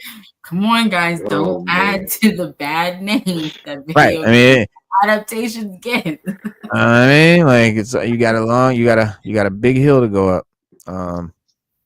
Superman maybe comes back in. Let's see. As of now, there's no official word as to whether Corn Sweat will suit up again as Man of Steel in Supergirl. We wouldn't be surprised, however, if the actor popped in for a cameo, just like Supergirl did in Superman. I could see him popping in at the end, kind of like. Yeah, I can see that too. Yeah. Real quick, guys. In the meantime, let's shoot over here and check out Derpy, man. It is 100 celebration. He just texted me again. He said, "I'm live, bro. I'm live." Let's see. Oh, we got the. Is this a real Mortal Kombat trailer? Oh, I know they're making the sequel. Did they drop something? Is he? Are they? Is he gonna be? Is fucking he gonna be Johnny Cage? That would be hard. That's I think dope. they released who Johnny Cage was. Oh my god. Mortal Kombat 2. Yeah, this is official because it's not a made up trailer. They said Carl Urban was gonna be Johnny Cage. Carl Urban, yeah. That's pretty cool. I don't even know how I feel about that. I'd have to see him. I don't know. I'm just a fan of Carl Urban, but I don't know if he is a Johnny Cage. He's a little old for Johnny Cage. If they age him down, maybe. And even that, it's like he's an like, older version. Dye his hair, I think. I don't know. I don't know. But I'm not gonna count it out because I was just proven wrong with Nicholas Hoult as Lex Luthor. So I'll just see what. How do you mean you were proven wrong? How do you mean? Because I was very skeptical about that casting. I was like, I don't think, like, visually, I was like, I don't know about that. But I think he killed it. I think he absolutely killed it. And the writing supported him in that regard, or his characterization rather. So I thought he killed it. Yeah, I thought it was cool. Yeah, no, I agree. I definitely think it was he nailed that. And don't worry, Raw Talk. What up, man? You gonna like this? We got the new everyone.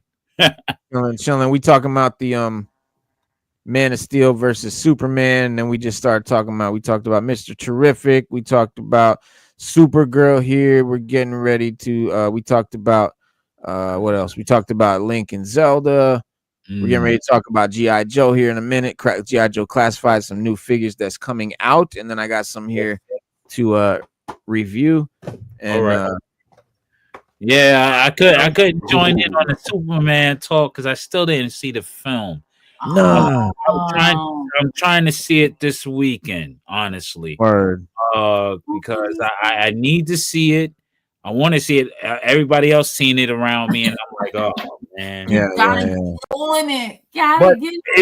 But you know, it's a good thing because I don't want to see it when there's a whole bunch of people. You know, I'm one of those guys. You know, okay, because if somebody's on their phone or some silly stuff pop off, I'll be going to jail. So, to avoid all that, I'll wait until the matinee on either a Saturday morning or Sunday morning, and I'll get busy. But more importantly, Saturday, the first showing. That's what I'm trying to get to. Yeah.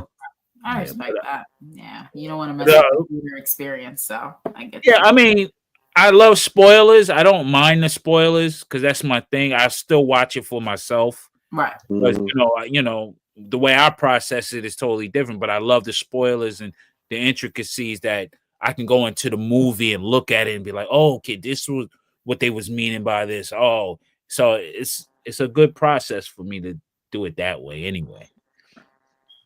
I like that. Yeah, I would be on screen with y'all, but my basement looks like a tornado hit it.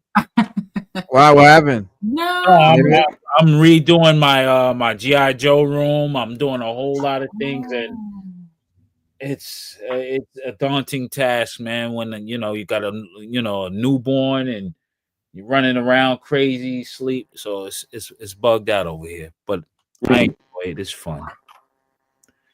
It's life. All right.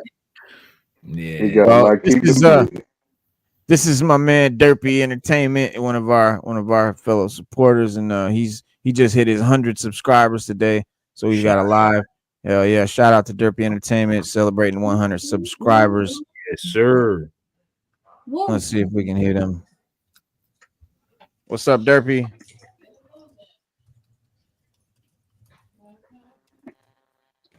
Chopping it up. I can't hear them. Are they? Let me pull it up on my phone. Let's see if there's sound. How Powered by StreamYard. It's like he went on StreamYard too. Enter. So how have you guys been? Sada, Spade, how's everything? Oh man, I've been good. I can't complain. Working and I'm tired. But There he is. Oh, there go Derpy. Oh, Okay. What? Yeah, we were eating real quick before we continue. Oh, okay. we're What are y'all talking about? He had what'd you have again? Yeah. Well, I'll say happy 100, Oh, brother. we were eating real quick before we continue. We were talking like what he was showing on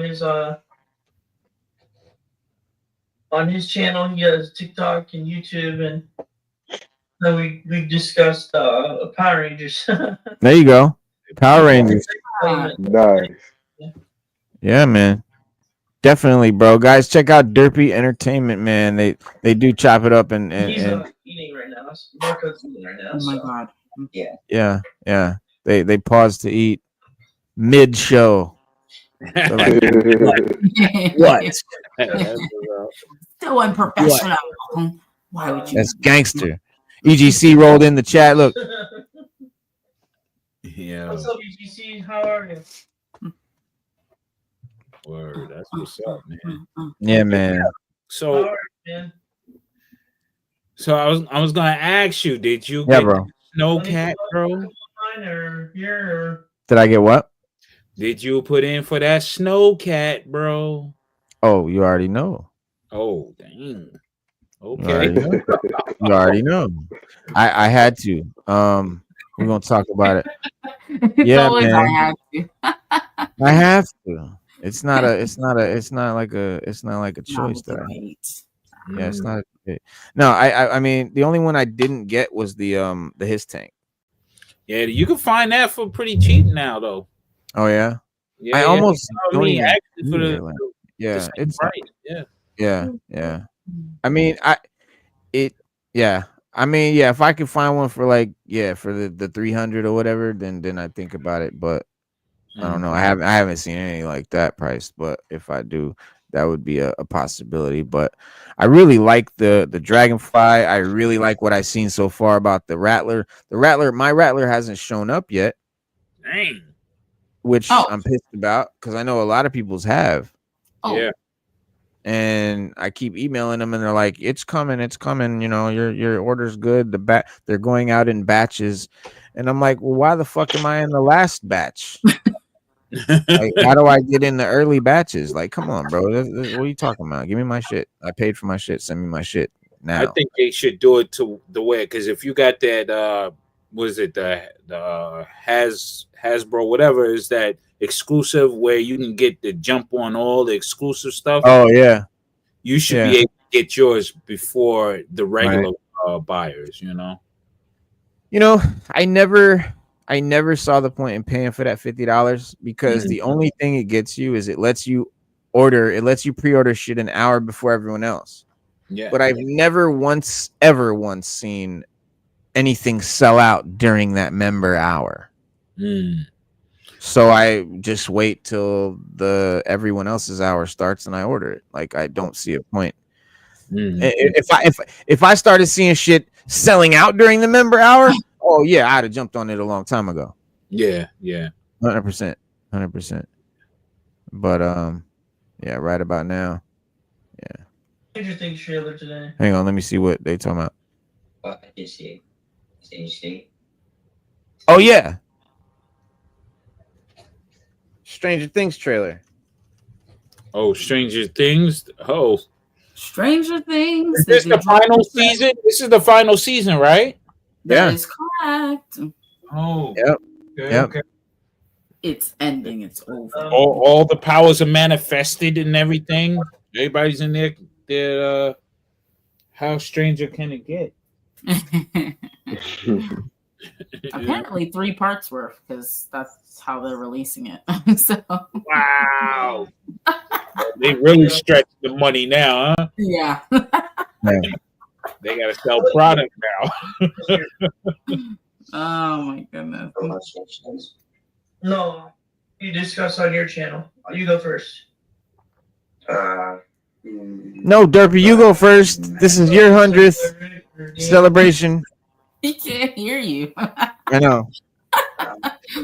Sales videos and toy opening and opening Pokemon cards, Lego Expo, and some upload video from TikTok with my games. Oh, he's saying that they open up cards like Pokemon cards. They open toys and stuff like that on his channel. I mostly do. Which I don't know what his name is. I don't see his name up there. Just like news, movie news, and media news. Derpy does movie news and media news. Yep. Sometimes I'm on a Steelers pod. I don't think that's gonna happen anymore. I don't know or not. I'm kind of like uncertain if I'm gonna be on there anymore. So check him out for his news and updates on comic and movies and stuff like that. And where is? All right. What was I about to do anyway? What did I say I was about to do?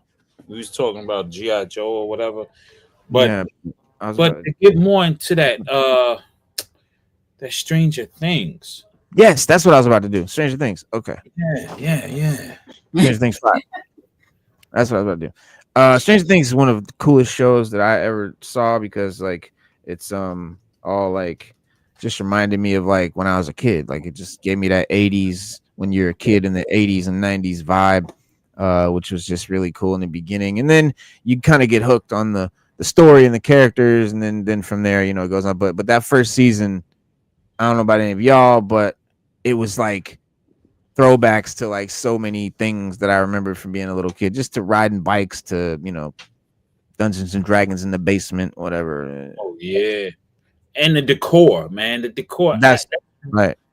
That's one thing that I don't know. I'm just me personally. I like the wooden slabs on the wall. I like the I forgot what they call it. The wooden panels. I like wooden panels on walls, man. You know, people like the old basements with the wooden panels. Yeah. Yeah, you know, the old grandma couches and stuff like that.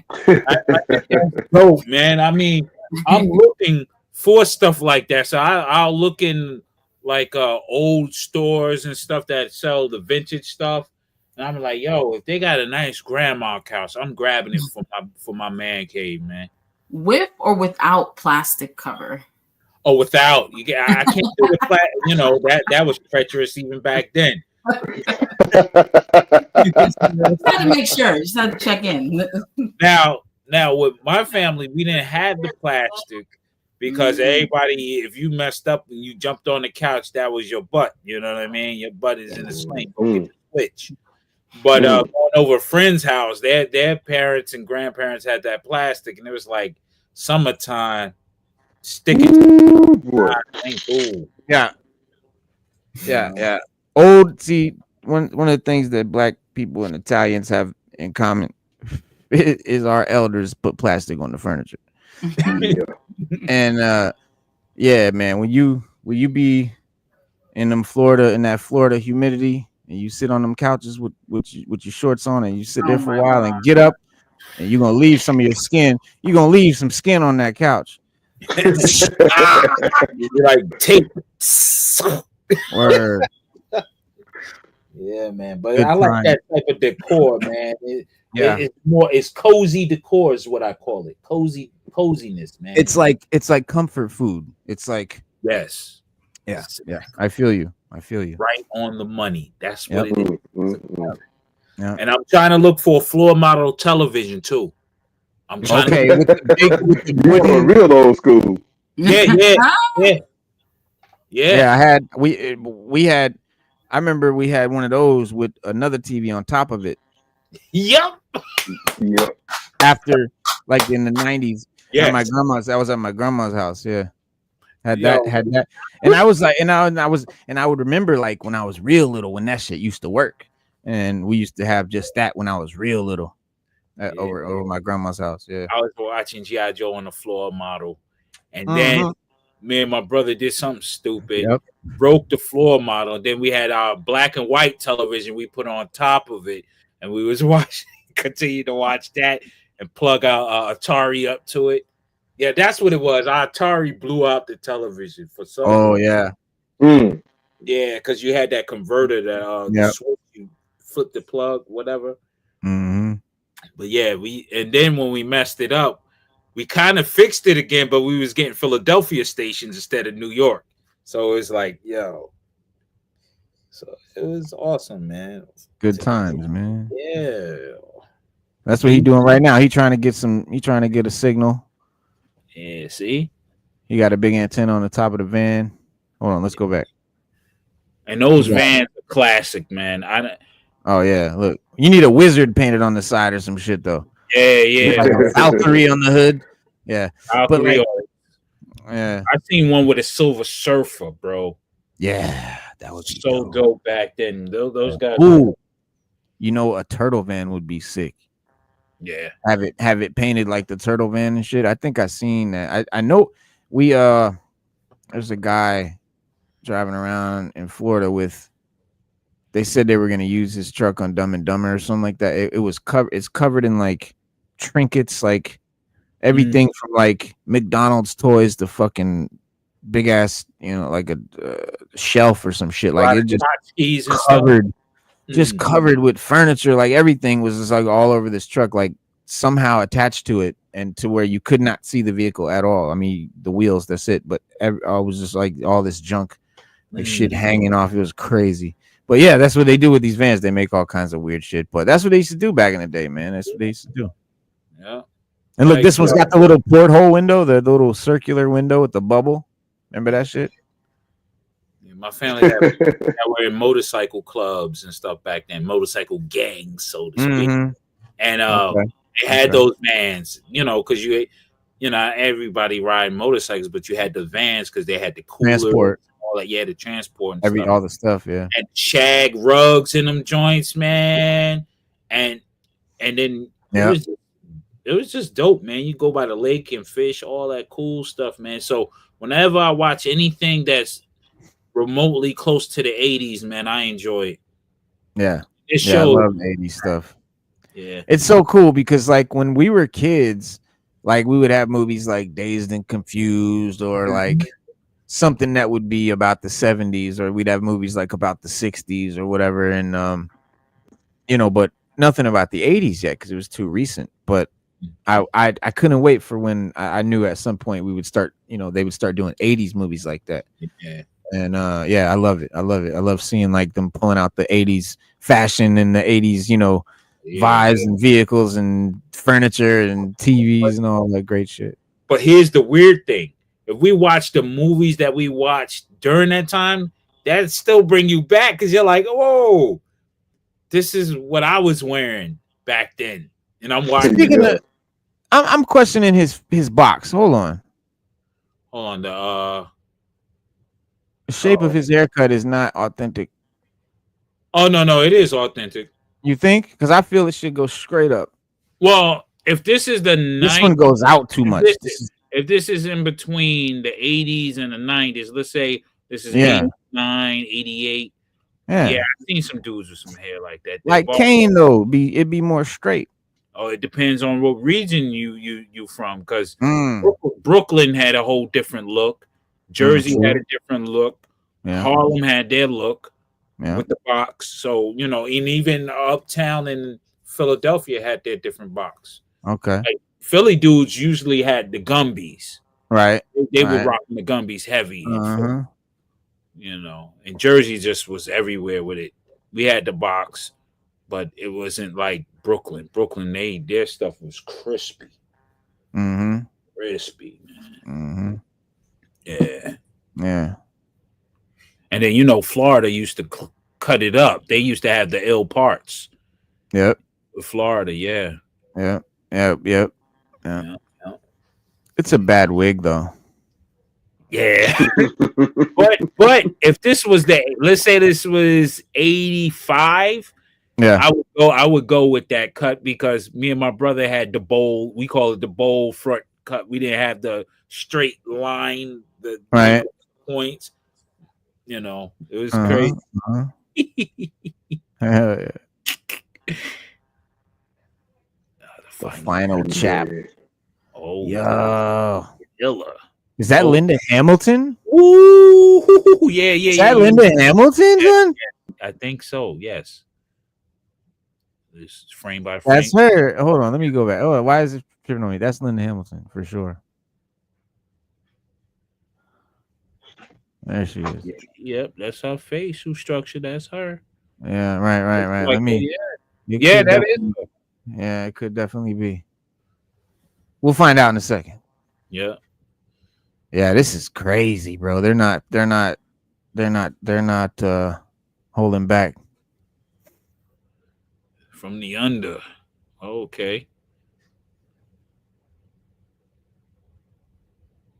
Yo. Nice.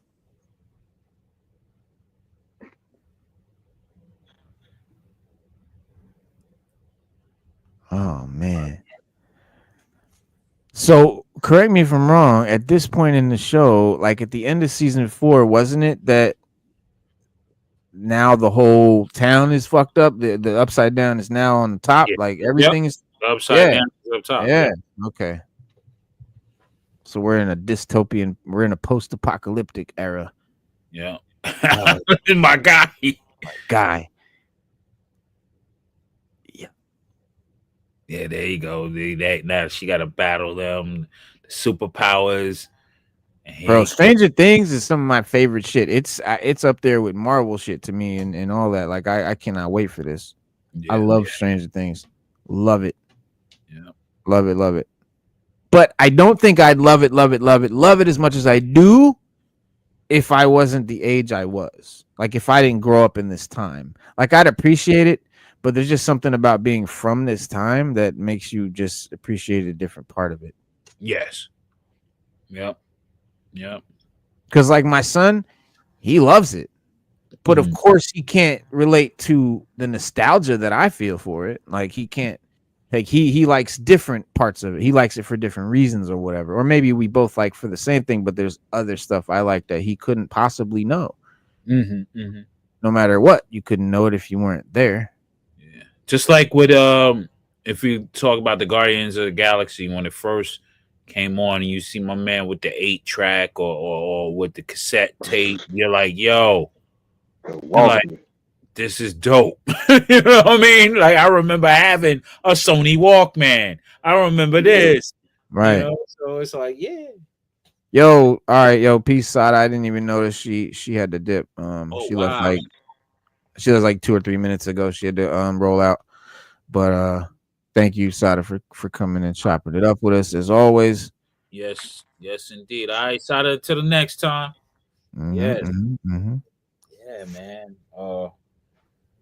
Nostalgia is definitely comforting. You know. A-Team prequel would be sick. A-Team? Yeah, A-Team. Like an A-Team, not a prequel, but a reboot, like a show, like a new A-Team show.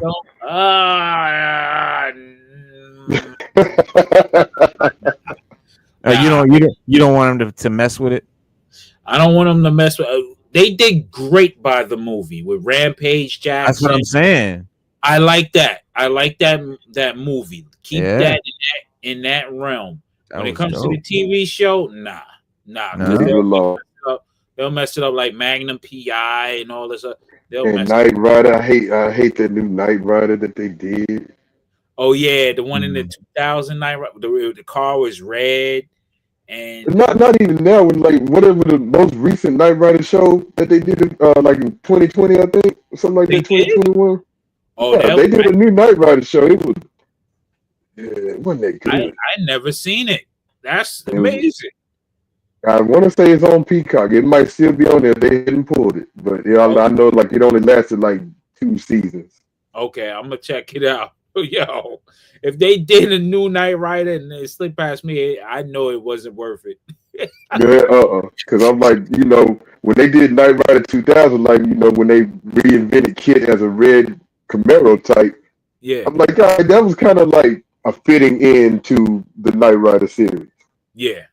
But then, like everything else, people can't be creative, so they'll be like, "Oh, well, let's just redo the show."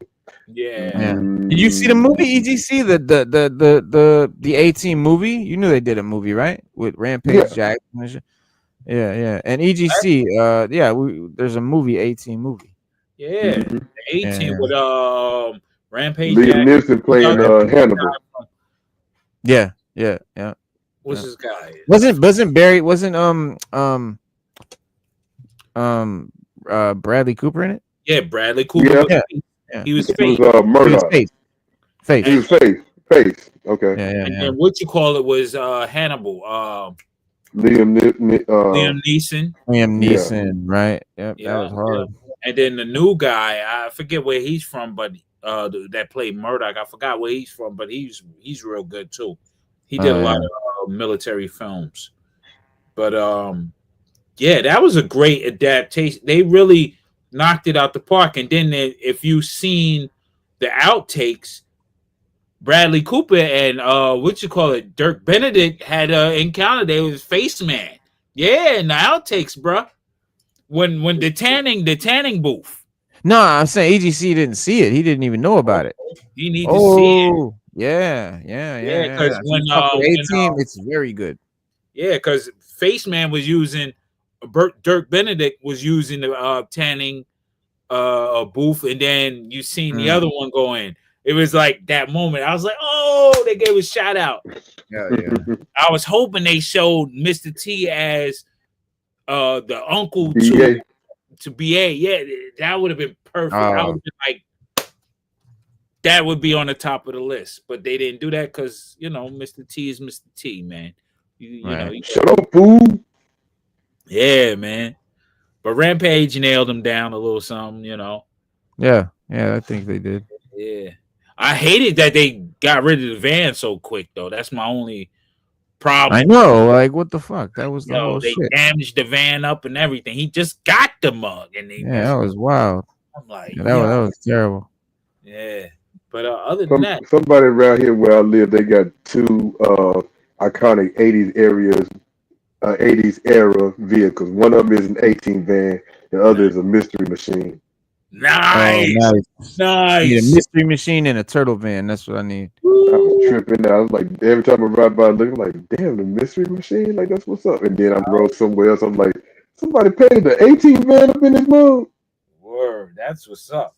I said, if ever I come into some major crazy money, I'm not buying no Bentleys and all that dumb crap. I'm gonna have a garage full of. I'm gonna have the '66 Batmobile. Yeah. The General Lee, the DeLorean. I'm gonna have all that stuff, man. I gotta have it. Yeah. I even try to see if I can get the Automan car some type of way. If somebody can put some special effects or something, and the Wraith. The Wraith. Yep. G.I. Joe classified time, y'all. Yeah. Oh, speaking of G.I. Joe, I would also have a Stinger. Trust me, I'll have someone make it. Gotta have a Stinger. Speaking of a Stinger, y'all. The Desert Scorpion is coming. Ooh, he looks tough. Super tough. I'm so excited for this figure, y'all. Guys, he's got the cloth cape. He's got the Scorpion looks crazy. And he looks great. He's got a face sculpt and a mask. Looks very, very good. This has just been revealed. No sort of word as far as like when it's coming out or anything like that. But probably right after Comic-Con. So probably in October to drop. Just in time for Halloween and the holiday schedule. Yeah, you'd be able to pre-order it then and shit. Yeah, that would be sick. Yeah. Yeah, I got some close-ups because I want to see that mask and that Scorpion close-up. Let me see here. That Scorpion is crazy. That's real crazy. Damn right. Yeah, I can't wait. That's gonna be dope. And then there's 3 other figures that are coming out too. That 2 of them I was very excited for. One I could pass on. There's the mask a little closer up, guys, and he's got a different face. And this is cool. It's not a head. You don't have to pop the fucking head off and on. We just changed the face. So that's pretty cool. And there's a close up on the Scorpion. I would say that face thing, it can be cool. There's pros and cons to it. It depends if it's done well. Yeah. Because if they snap, if they're loose and they fall off, that sucks. But I think that they'll do it right. I'm pretty sure. Yeah, because what company did that face replacement like that? And Figure Arts does it a lot. I know SH Figure Arts does it a lot. But they do pretty good with it. Yeah.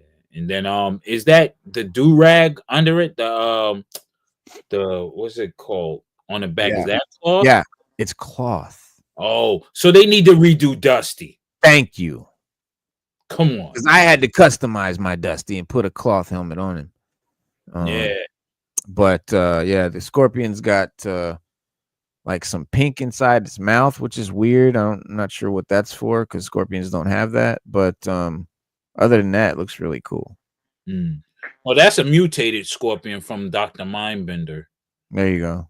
Through the stories and what he was doing with the Toxo Vipers and stuff like that. So he was doing a lot of crazy stuff, Dr. Mindbender. Oh, that's how the Desert Scorpion came out? Yeah. Came about? Oh, wow. Okay. Yeah. I didn't know that. Then this next figure here, I couldn't care less about. It's called the Grim Viper. It's made up for classified. Personally, I'm only interested in figures that resemble 80s figures I had as a kid. I see no other purpose in it because, like, I'm not a kid. I'm not playing with toys. I want something that represents my childhood. Therefore, if it doesn't literally represent my childhood, it doesn't appeal to me. And I didn't come to that conclusion. Like, I didn't know that right off. Like, I was buying those, and then after a while, like, I started getting them and not even opening them. Like, I got a couple figures that I don't plan to, like, I have no interest in. Like, I don't even care to set them up. Like, it's made up shit. It doesn't give me any sort of nostalgia bump or anything, and so I just don't. But anyway, without further ado, here he is, the Grim Viper. It's really cool looking. Don't get me wrong. What? But it's just a repaint. Just a repaint. Yeah, of the what's that? The something Viper. Yeah. And I think that one's legit. It's from a comic, right? Well, yeah, the Viper is from the toys back in the day. It's definitely We had these in the 80s, right? Yeah. The blue one. Range Viper. It was called Range Viper. Okay. Yeah. And, they had it on the Deke cartoon show too. The Range Vipers, with the rings, stuff like that, and the skull head. Yeah.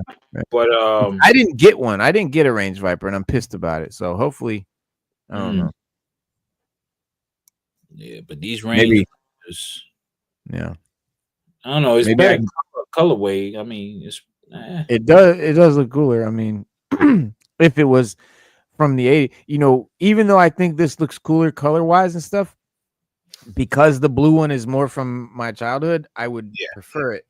Yeah. Because, and like, I'll probably get this one and see if I can trade somebody for the blue one. Because you can find the blue one on Macari, man. Just check Macari. I know they're not. Yeah, they're not high. Yeah, man. Just do that. That's the best bet. But this here, I mean, it's like total reuse, of course. That's it. They're trying to get extra money. I mean, I can't blame them. They're a corporation. They're gonna do what corporations do. Yeah, exactly. Well, now for two that I've been really excited about and been waiting for, and that's my man Wetsuit. Oh, because he looks legit. Snap. Yo, he looks official. Yo, official tissue. Whoa.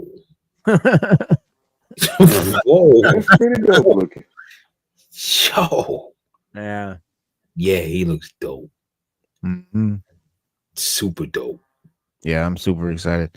I love how the helmet and shit looks legit, really official to like the original, 80s joint. That's all I ask for, just for it to look like the 80s joint. That's all I need, and I'm happy.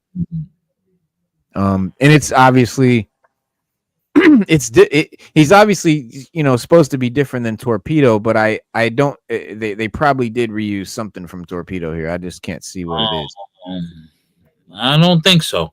Yeah, I can't see it if they did, because these are definitely original fins. Those fins are sick. Look at those. Yeah. The middle toe sticks out kind of far. That's cool. Yeah. But yeah, all the colors are perfect. I mean, this could be a retro card back. It's perfect. Yeah. It's just like the original. I love it, love it, love it. And then last but definitely not least, bang. Bang, bang, bang, bang. Yeah. Damn, I left too soon. I'm telling you. I left too soon. Damn. You knew they was coming. Yo, he looks super dope. Super dope. Yo. Super dope. Yeah, he's spot on, bro. He's gonna be great. He's spot on. And I mean, like I said, could be a retro card back. I'm glad that they're realizing that, like, we want them to look like the fucking original characters. Like, that's the point. And then he's got this cool blast effect, which is totally original to the figure. It's like a big laser. Yeah, a big laser blast. So that's pretty cool looking. Something new. But I will say this. The only thing that they're slipping on is finishing off the original team. We're talking about, Zap. We're talking laser and Flash. Yeah, They got most of them. They just dropped the Rock and Roll. They got most of the original team. I know they're doing Hulk. Before Hulk became General Hulk, they're doing the one where he had the missile system. Oh yeah, right. The MMS where he's got the blonde hair. Yeah. Yeah, Hawk. Yeah, that's gonna be cool. And just got this. Slam. They need definitely Grand Slam. Come on, let's get it. And I just got this Footloose. Okay. And he's got a really cool rocket launcher with the mouth on it. Yeah. Nice. You see the bazooka? Where is it? Right there. Nice. Focus, bitch. Focus. Sometimes if you go in slow, it'll catch it. Okay, I see the camo and stuff. There it is. Yeah, you can see the mouth on the bazooka. Yeah, I see it. The teeth and shit. But yeah. Other than that, though, he's really looks official to the original. The only thing I'm missing that I find that is lacking is I wanted him to have more of a leafy helmet. Yeah, but that's a Vietnam. Remember, Footloose is the actual figure is like a Vietnam figure. Right, exactly. He's like a Vietnam Marine or something, and he had like mad leaves in his helmet. And I feel like they didn't do that enough. But it's nothing I won't fix. I'm gonna customize. I'm gonna add leaves to the head. But look, he's got the Vietnam M16 rifle. Mm-hmm. Super official. Really nice original. Saving that for the retro. Yeah. Possibly that. Yeah, they do the helmet with the retro with the leaves. It does have a nice. I mean, it's got more foliage than any previous helmet, but I don't think it's not standard because he had big old leaves on the shit. I'm trying to get it to focus. Yeah, it's definitely. Oh, I see what they did.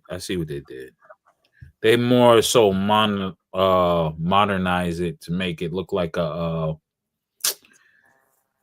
what do you call it? I forgot what type of. Yeah, I see it now. Like it's part of a ghillie suit.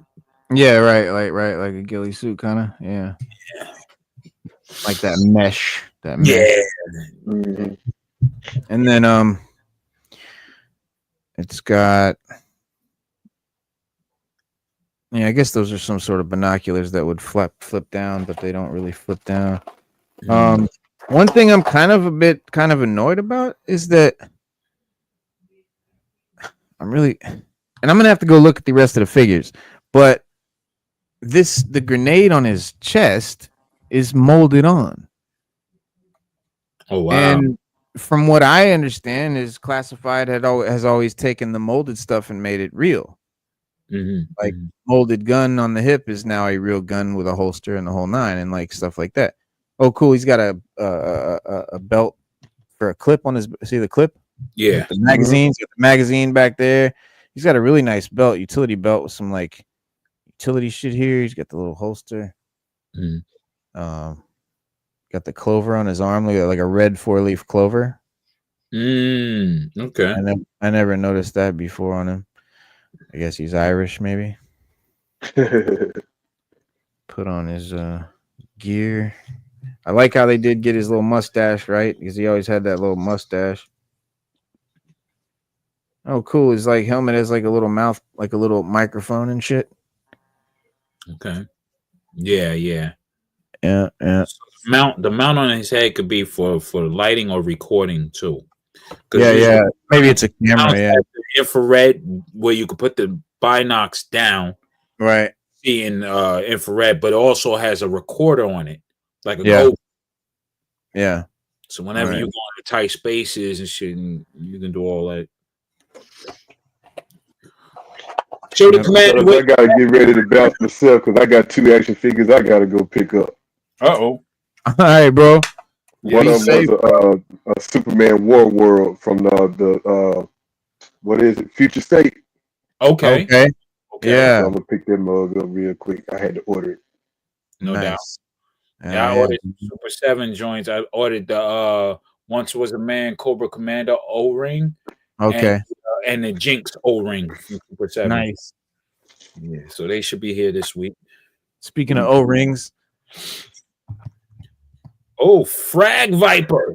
I got a baby frag to go with the big frag.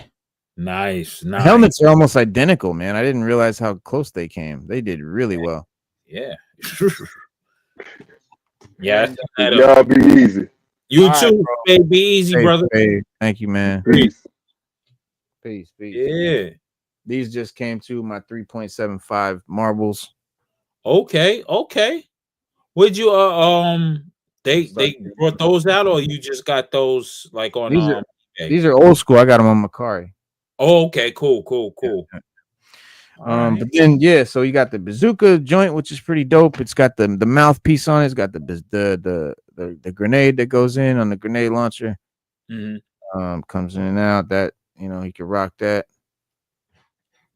He's got a knife that goes in his little vest chest sheath right there. Little dagger. Okay. Yeah, there we go. Yeah. Nice. There you go. Push that in. Let's see. This looks like Dusty's backpack, if I'm not mistaken. Definitely reuse. I think. Yeah. Nice. It's someone's backpack. It's somebody's backpack. But yeah, because I remember his backpack being totally different from everybody's, from the the smaller O-ring. Yeah. Oh yeah. Well, this one fits. It looks really good, and then like he's got the straps that looks like he's got straps on. That's pretty cool. Nice. Yeah, that's. I don't think that's reuse. I think that's a whole different mold. Let me see.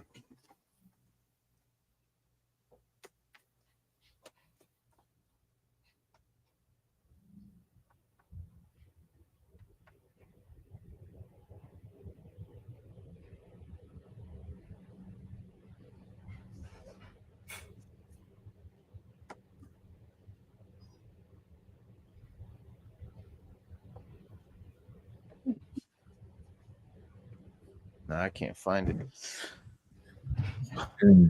I dropped his missile over there. I'm gonna have to go find that later. And then he's got the M16. Like I said, real Real Vietnam style M16 where the clip is removable. He's got the magazines in his back pocket. You can switch the magazine out.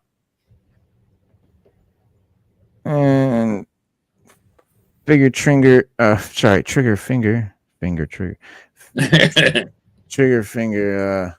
setup. He also has like a little bracelet and a little watch that move and swivel on his arm, so that's pretty cool. Did he come with bubble gum? Nah, that's Tracker, I think. I know what you call it had Breaker had yeah, Breaker. He had it, but I also know he had in a couple of episodes had bubble gum and stuff like that. Because he's supposed to be a stoner. Right. Yeah. Right. He's all like, yo, man, yeah, dude. Yeah. Yeah. Fucking there he is. Yep. He looks dope. I like him. He really does remind me of OG Footloose. Mm-hmm. And that's all I ask. That's a tough figure, man. He's real tough. Hell yeah. And then we got Dark Lawn. Destro's cousin. Yep, Destro's fucking cousin. Trying to rule lands beyond lands. And I love the Iron Grenadiers. Yeah, Iron Grenadiers. When I was a kid, I loved when that came out. I don't know what I liked about it. I just thought it was cool. I guess as a kid, it just appealed to me. Mm-hmm. No, the tape peeled the package? Fuck you. Oh, you punk son of a bitch. They use stronger tape. I'm fucking hot at that, dog. What the fuck? Yeah. Type of shit we get mad at. But anyway. Like real fucking anger and shit. All right. I'll deal with you later. But the fucking Iron Grenadier, this motherfucker's bad. Yeah, everybody was clowning his getup, but that's him. That's Dark Lawn. How you gonna clown? How he looks. Yeah. That's how he fucking looks. And check this little alternate head they give you, which I won't be using because again, it's not accurate, but it's really cool, and I'll probably put it on something. I just don't know what. Yo, you know what that alternate head looks like to me? It looked like one of the from Transformers. He's got his tongue out. Yeah, it looks weird. It's got the tongue. It's got teeth with fangs, and his tongue is sticking out. Yeah, that looks weird. It's very weird. Yeah, I wouldn't do nothing with that joint. I just deal with the helmet, with the Dark Lawn helmet. Yeah, definitely gonna use the dark. And I like how he's got the grenades around his calf. Yeah, cool feature. And they're made. They've got a little texture to them. It's kind of cool. And I know the chrome is gonna come out. You already know. I already know the chrome coming. Yeah, definitely gonna chrome some aspects of this. He's a lot. He's beefy. Wow, he's great. Oh man, he's fucking cool, bro. One of the better figures, dog. One of the better figures, man. He's got amazing articulation. He just feels really good. Moves really well. Just poses really well. I really like the material, bro. Like, oh my god, like I did not expect to fucking like this figure that much. I didn't. Because I don't know anything about Darklawn. Like one of the characters that came a little bit after my time, because I really only fucked with G.I. Joe until about 89. 90 on, I was not really into it anymore. I had grown out of it, so to speak, and like hadn't found my way back to it yet. And oh man, the sword is dope. Yeah, the sword is dope, and it has the jewel on it, like Destro's chain. Yes, it should be the family jewel. Yeah, family ruby. Yeah. That's fucking sick. He's got a sick dagger. All that shit can get chromed out. Oh yeah, EGC. Yeah, he looked like a Quintesson that helped that other mask. Yep. Quintesson. Okay. Yep. Renaissance. Transformers. Okay, yeah. I see that. Yeah, his dagger's huge. That's a really cool, badass dagger. Really big. It goes in his Sheath at the leg. yeah. Nice. Oh, that looks tough. Bro, it looks so cool. Like, this is so cool. This is one of the coolest looking figures they ever made, bro. I'm telling you, Lenny must have really liked this character because he put it all in it. Yeah, look at the detail of the knife. hilt. Yeah, right. What the? That's crazy. That's crazy. That looks pretty dope. I don't know what's up with my camera, but this guy, man, if you were on the fence at all, or if you didn't like it, or you thought, nah, bruh, easily one of the coolest figures they've made. And I don't just mean cool. I mean, like, it feels the best in my hand, if that makes sense. Like, I feel like he can pose better than others. How and Major Blood was, because they were like I felt those figures, and those figures were very solid. The detail, you can feel the details in those figures. Yeah. It's not just a moldy mold. It's just you can feel the textures. Yeah, right. Yeah, a lot of textures, a lot of different. I mean, the leg textures are a lot too. Nice. That plastic there is something different. Then he's got his little revolver that goes in his back. See right there on his back, he's got a holster for a little revolver. And the detail, man, is really it's a level above previous classified figures. This is a new wave of figure. Okay. It's a new type of figure. I think the figures they've been doing lately are a step up, kind of like how Marvel's been stepping it up with the Legends. For some reason, this gun does not want to go in this holster. They have to step it up because the price points keep going up. They got to step it up. They got to give you the value. They got to give you value, man. If they don't give you value, they're gonna lose.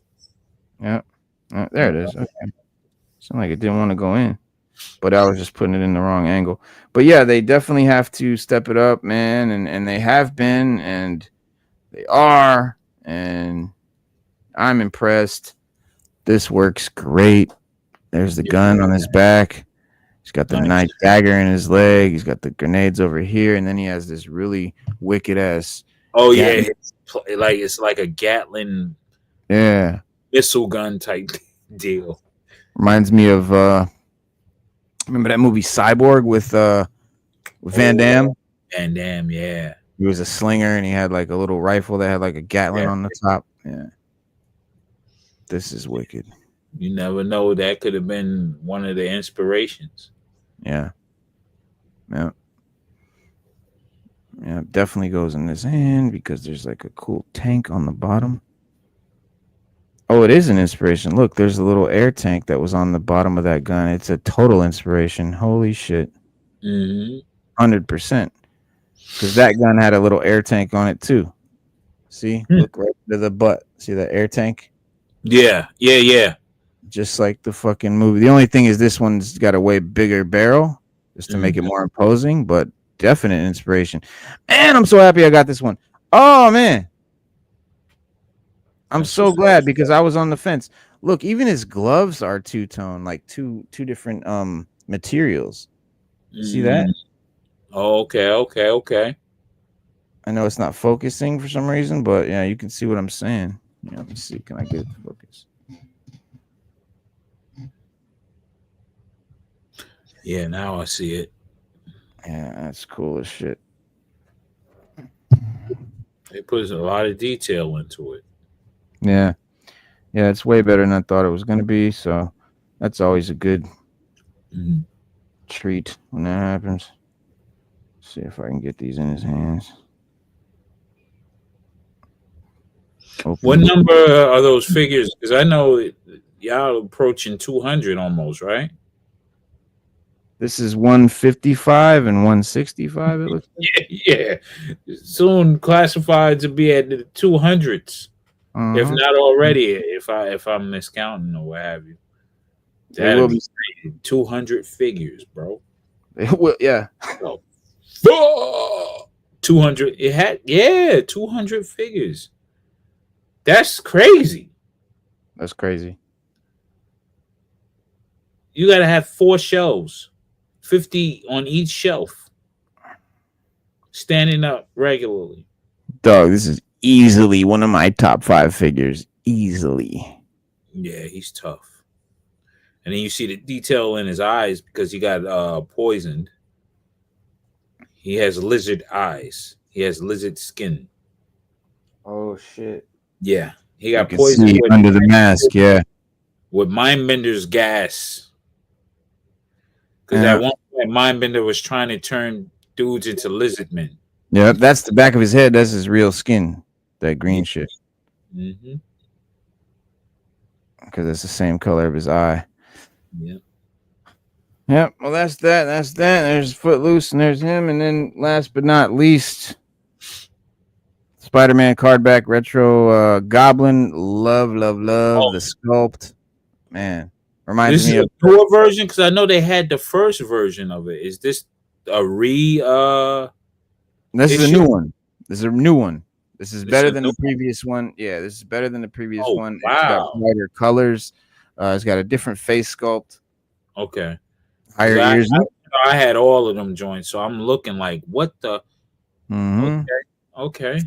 The you know, the face reminds me of Maximum Overdrive, or what was that movie? That Yes, Stephen King movie? Maximum Overdrive. You got Maximum it right. Overdrive? Yeah. Yes. With that truck with the mat. Yeah. It was Green Goblin. It was. I didn't even know that. It was literally supposed to be Green Goblin. Yeah, it was Green Goblin. I when I first seen it back in the 80s, I was like, oh snap, it's the Green Goblin. Oh. Yeah, I did too, but I was like, it must just be a toy. They just used it for the movie. They didn't know what it was, but like, they knew what it was. Yeah. Like Spider-Man and Amazing Friend. That Green Goblin. Green Goblin. Yeah. Well, that's it, guys. That's our show. That's our whole joint. We showed the thing. We did the damn thing, and I'm excited for that. I'm excited for all the things we talked about today because it's all exciting shit. But Indeed. we thank you guys for coming and chopping it up as always, and we discussed who was the better Superman, or if you could pick a better Superman, and the debate rages on. So rewind it, watch it again if you haven't seen it before. And sorry, what'd you say, bro? Yeah, the best Superman is Christopher Reeves, hands down. That's all I gotta say, brother.